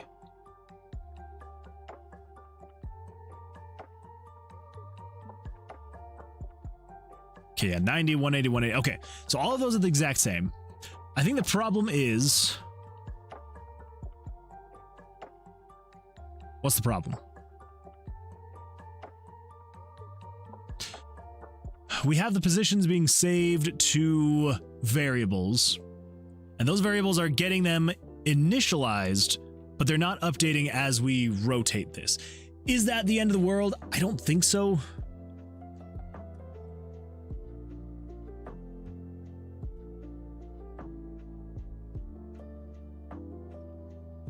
I don't think it's that crazy. Should we make it though, so once you rotate the dials, it actually updates the variables? Probably. Yeah, probably. All right. Well, let's do that. So you come in here. It is setting the angle based off of variable 8, 15, 16, and 17 minus 90. Okay, so we need to take... Oh yeah, so show the dials, show the progress bars, mask the progress bars.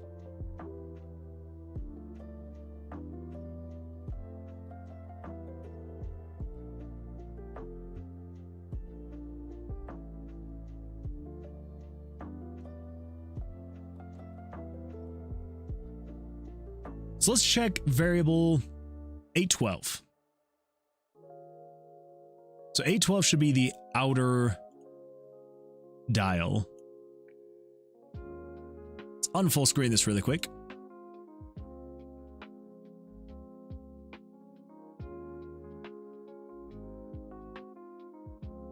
Okay, so if I interact with the glyphs. So current rotation, this should be, whoa. That's really weird looking. So yeah, so 812, was it? 812? So 812 is portal puzzle dial length. The length.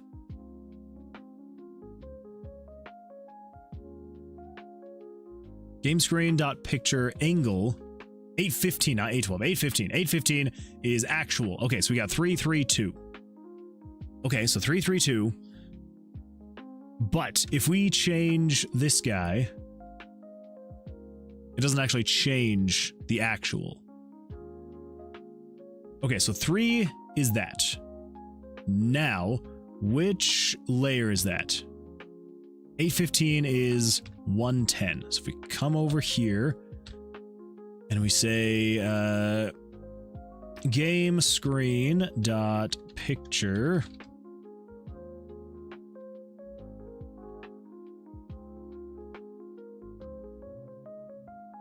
110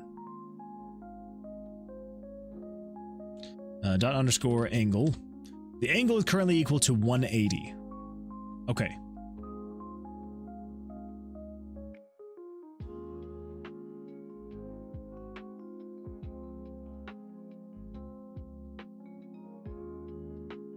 So if that's the case, I believe what it would be then is 3 equals, so 3 equals 180. Then I believe 2 would equal 90 and 1 would equal 0, meaning 4 would equal 270. I think. Let's check though. Did I add that as a comment somewhere? I think I may have commented that somewhere in the RTG. Yes, okay. So setting the angle. So 1 is 0, 2 is 90, 3 is 180, 4 is... Okay, I should have just come in here and checked that, but whatever. You live and learn. You live and you learn. So, basically what we need to do is when you release the rotation, and it comes in here,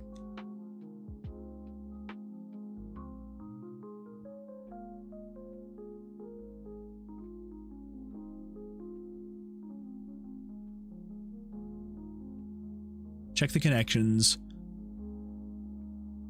If you don't win, then what we need to do here is say, how are we going to do this?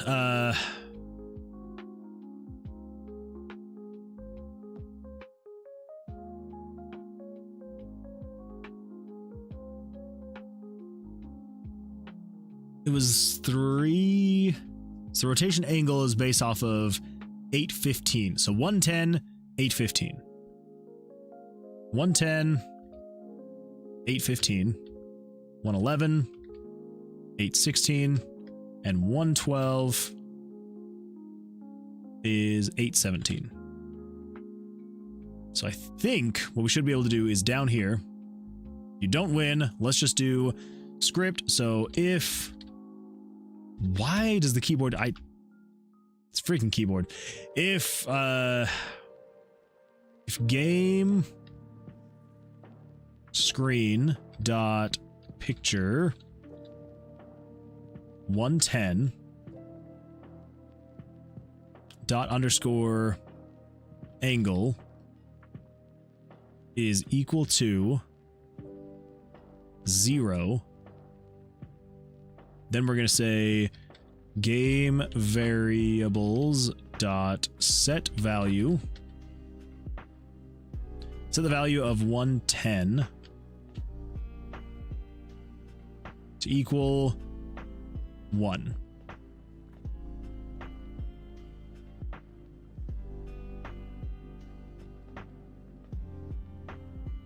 I think that's right.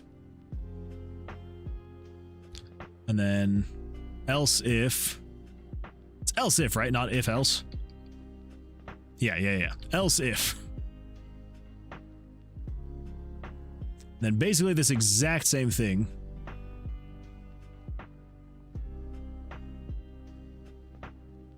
Else if 110, the angle is equal to 90, then set the variable to equal 2.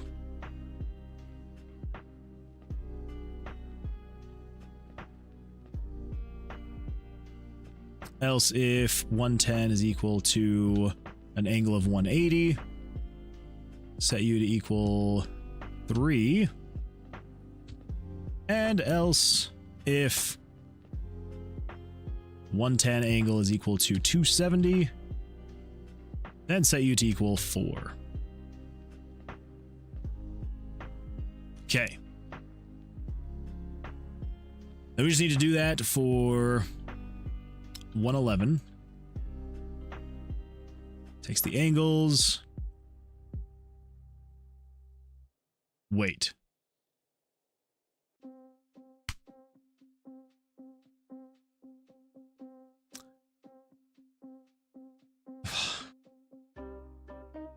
We need to change the variable. This is 816. 816. 816. 816. You need to not be variable 110. You need to be variable 815. There we go. Holy smokes. Okay, and last but not least, we've got 112, 112, 112. And we're going to set you to be variables 817, 817, 817, and 817. There we go. All right. So now that should actually document and record where all of the different rotational angles are, whether you are winning or not. Well, mostly just if you're not winning. Then if you were to leave and come back, whatever rotational progress you've made, you can keep. I highly doubt anyone's gonna like make a couple rotations and then leave and come back and like would be upset that it was reset because it's not that hard of a puzzle. But the fact that you should be able to rotate this that way.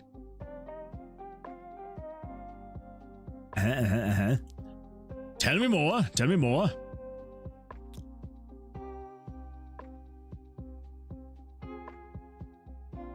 Wait, what?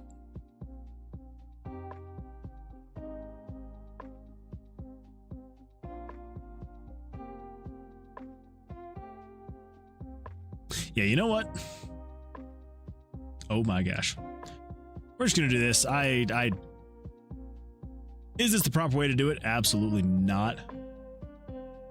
So it's 1, 2, 1, 0. It's also possible that I was doing that right and I maybe accidentally did something incorrect here. No, that all seems right.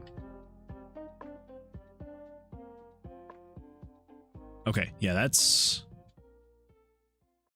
I may have messed up something here. Jonah says, what you doing for the puzzles at the moment?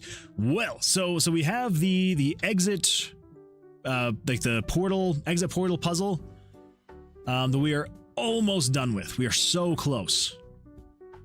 There's just like a couple last little things that I'm like, oh yeah, we should probably have this and add this and change this. Little, like, it is complete. It is 100% done.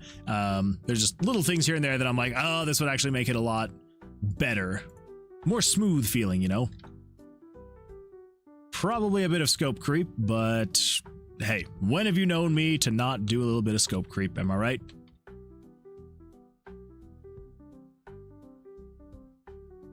Okay, so if that doesn't work, then that means that I probably have like a weird something in there, and there shouldn't be, and then I need to find it other than just my else-if statements were just not correct. It's just me not doing things correctly at all, because, you know, I am that way. So interact with glyphs. So if I turn you to facing up, and then if I exit and come back, and look at that, you're facing up. And if I were to rotate you so you're facing that way, and you're that way, and you're that way, that's kind of cool, actually, since they're all half circles. Hey, it actually remembers. Thank freaking hallelujah. Okay, so if I were to get all these into the correct positions and then go like that, and then if I were to go whoop, and then whoop, then if I come in here and I go whoop, boop, and it fills in, gets all the way up there, teleports me out, and there we go. I should be able to walk around, come back, be like, okay. And that's still on. I don't know what it is that's turning that thing on, but something is doing it. And then we do go through the portal and it goes, ooh. And then we out. We out. Good times. Scopes are always creepy. They are always creepy. Those freaking creepy scopes. You gotta love them. You gotta love them. Okay, holy smokes. Wow. Yeah, that was... Ugh. Okay, even more of the scope creep, but hey, I'm happy with it, all right? You got the job done. I'm happy with it. Oh boy. Okay, well. Yeah, at this point now, it is, yeah, getting this whole thing done. So basically, yeah, so now, as of right now, at this moment in time... Wait! Oh wait, no, that should be in there. That should be, never mind. Okay, I think I was going crazy, but I think that should be in there. I just didn't even, I was so focused on the dials that I didn't even check to look at this other thing. Is that just the keyboard doing weird things?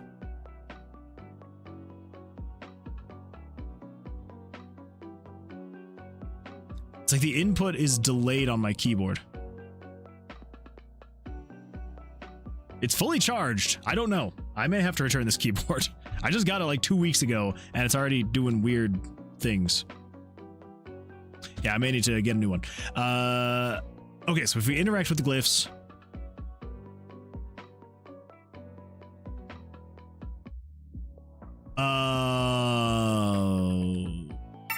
Thanks for the follow, Alerton Studio. Thank you so much for the follow. I appreciate that. Thank you, thank you. How you doing? How you doing? Looks like you're, oh my gosh, if I could speak. Looks like you're a first-time chatter. Welcome, welcome. Glad you're here. Yeah, hopefully you're having an absolutely fantastic evening or day, wherever you may be in this world. And hopefully you're having a good week so far too. Doing good, thanks. Good. That is good to hear. Yeah, always good when you're doing good. Okay, so I'm now realizing what the problem is. I'm like, why do I not see the like thing up here that we had created here to show like it needs to go up this way? Because it's being covered by the thing that's here. Okay, so how do we go about not having that happen?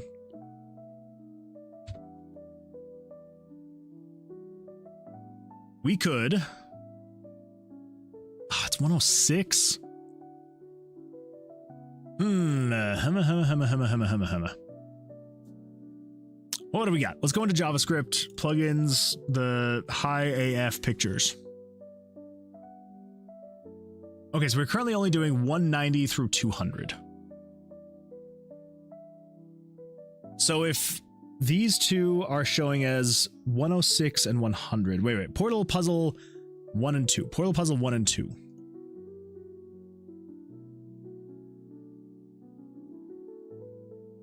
Or is it just Portal Puzzle 1 and 2? It is. Okay. So it's mostly Portal Puzzle 1 that I need to be above. So Portal Puzzle 1 is 106. Which means the portal pieces go between 100 and 1. So it's 101, 2, 3, 4, and 5. So what if we do 107? Would 107 work? It doesn't look like we're using 107. So I think,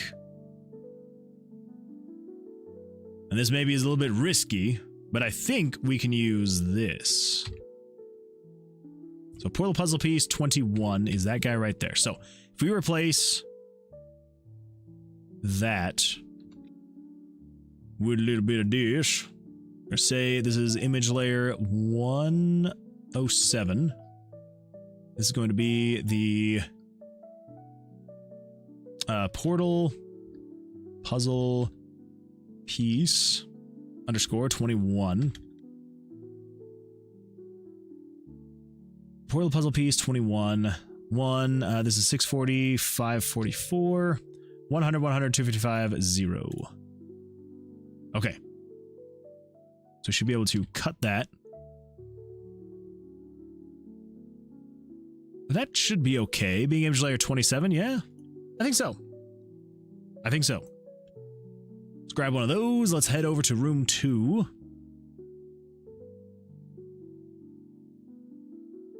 Let's interact with the glyphs. Okay, there we go. So that is showing there now. Awesome. If you hover over this, that feels fine. Awesome. Did I accidentally put that too low, though? 544? 640 by 544. Okay. So why did it feel off? I think everything in here is like slightly shifted down. Is it not? You're 4.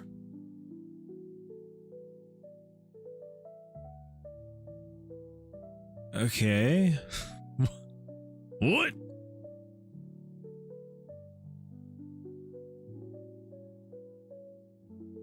What if we do this? What if we do this?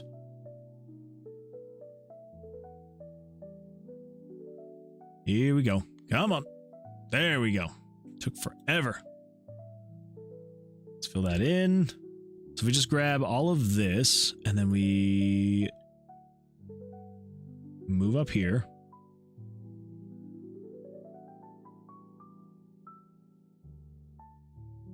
$542. Okay, so why? There's something that it's snapping onto, and it just keeps throwing off my positioning, and it's not fun. Not fun. But now, if we go to room 27, we should be able to find that it looks good. Finally, it looks good. Healthy, I mean. Yeah.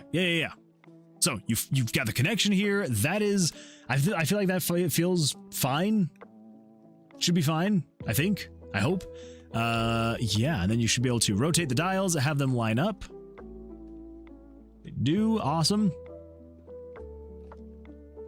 And then, so everything's lined up, everything should be good to go. Then I can exit. Oh, balls. Oh, there's always just one more thing. One more thing. 107, so we don't want to erase 26 anymore. We want to erase 107. It's always one more thing.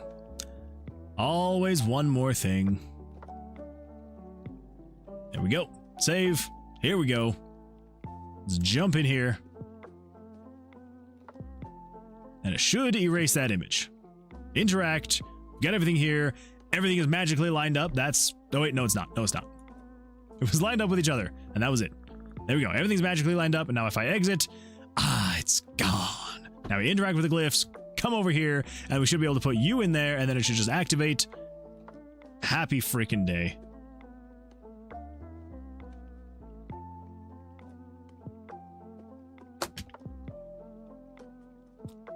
I don't know if you saw what I saw. There's one more problem. Oh boy. Oh boy. Oh boy, Pluto. Okay. Man. Here I am sitting here like being like, oh boy, I hope that I can't wait to get to this point where I just get to sit here and just crush little bugs. And then I forget how absolutely frustrating the little bugs can be. Because even though I have all of this working, where it's like, you know, you can rotate these and like it saves their positions down. You got the exit button that works, and you click on it, and you know you can come back in here and it does all this stuff, and everything's great and dandy and good to go. And if I put this in here, this little section here doesn't fill up with purple.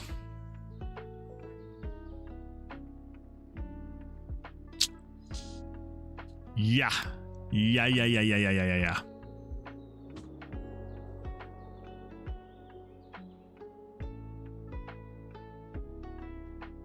Okay, this should actually be a pretty quick fix. Now that I'm thinking about it, it should be pretty quick. So, what do we have lengthwise? Lengthwise, this is only 24 pixels. Okay, 24 pixels, we can work with that. So if you come over here to images, pictures, and we find the portal puzzle piece. Crap. This is all the outer ones, right? Yes. So you just grab all of these outer ones. Go right here. Now, basically, all we need to do, so we need an extra 24 pixels going that way. So we just need to say canvas size, so if we need 24, then that means we need plus 48, because we need to keep it circular. There we go. So now we should have another 24 pixels right here, which we do. Awesome. So now all we should have to do is put that there and put that there. And then save that. I'm not going to close it so I can easily do Control C or Control Z. So it's 48 plus 48. Come down here and we can basically just grab that, free transform, switch this to nearest neighbor.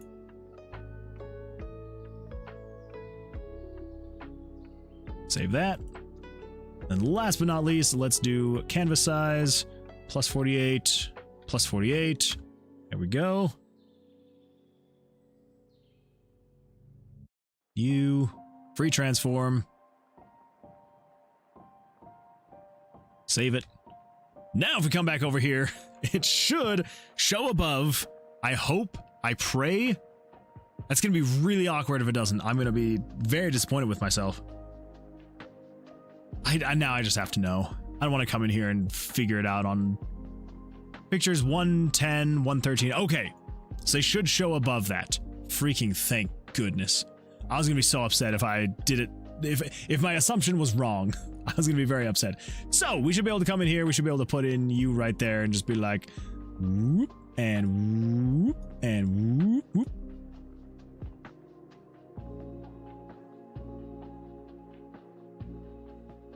Okay, so it's a little much. What happened there? What happened there? Why would that be the case? Because you should be, it's just 24 pixels. Oh, that's right. No, it's just 16. Just 16 pixels. Okay. So you're 24. You technically only need to be 16, so we just need to cut down by 16 pixels. Minus 16, minus 16. Oh, geez. Cancel. Minus 16, minus 16. Okay. Save that. Canvas size. Minus 16, minus 16. Save that. Minus 16, minus 16. Save that. Okay. Oh, if this is the last thing, I think we're probably gonna call it there, because holy smokes, this has been great, but my goodness freaking heavens, this has been so much fun. All right, interact with the freaking things, and let's put that in there, and let's do a little bit of this, and a little bit of that, and a little bit of this, and it'll be like, whoop. Yes, there we go. Finally. Oh, please let that be the last thing. Please let that be the last thing. The last bug. I don't want any more bugs. I don't want any more bugs. Okay. Go through the portal. Then it goes. And then fades out. Holy smokes. Yeah, I mean, that's the. Okay, it's been good. It's been good. _ Benedict cheered 5 bits. 5 bits! One step closer to a complete demo. Chat. Let's hope he doesn't have any more wonderful ideas. Oh, trust me, I'm gonna have so many wonderful ideas.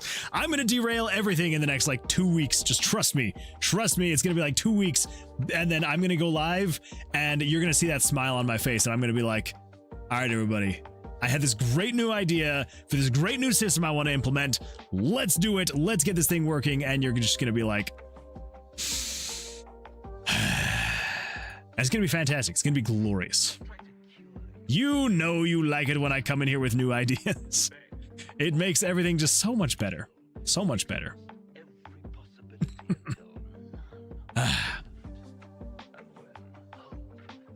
Anyway, okay. Yeah, I think next time, next stream, we will probably focus on getting it so that this little gem thing, this little orb, this little whatever we're going to call it, will spawn somewhere in the tomb. And we're going to get 100% figured out how we're going to actually get that thing to spawn and have it so you can interact with it.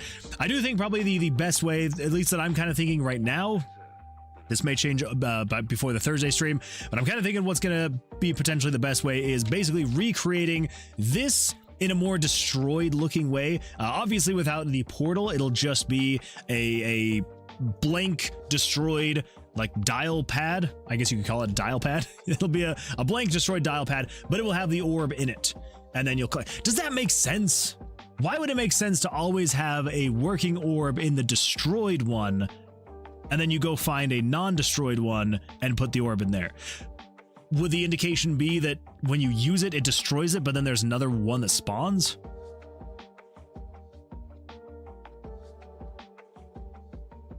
That doesn't really make sense, does it? If I can't think of anything better before Thursday, That's what we'll do. If I can think of something better, then we'll do that instead. So, oh yeah. Okay. Yep. Cool. All right, everybody. Well, I hope you have an absolutely fantastic rest of your evening. I hope that everyone has, or day or morning, wherever it may be in this world. And yeah, I will see you all on Thursday for the Thursday stream. And until then, good luck, take care, and yeah, hope you all have a good time. So thanks for being here. I appreciate it. Thanks for hanging out, for chatting. And yeah, we'll see you then. Goodbye.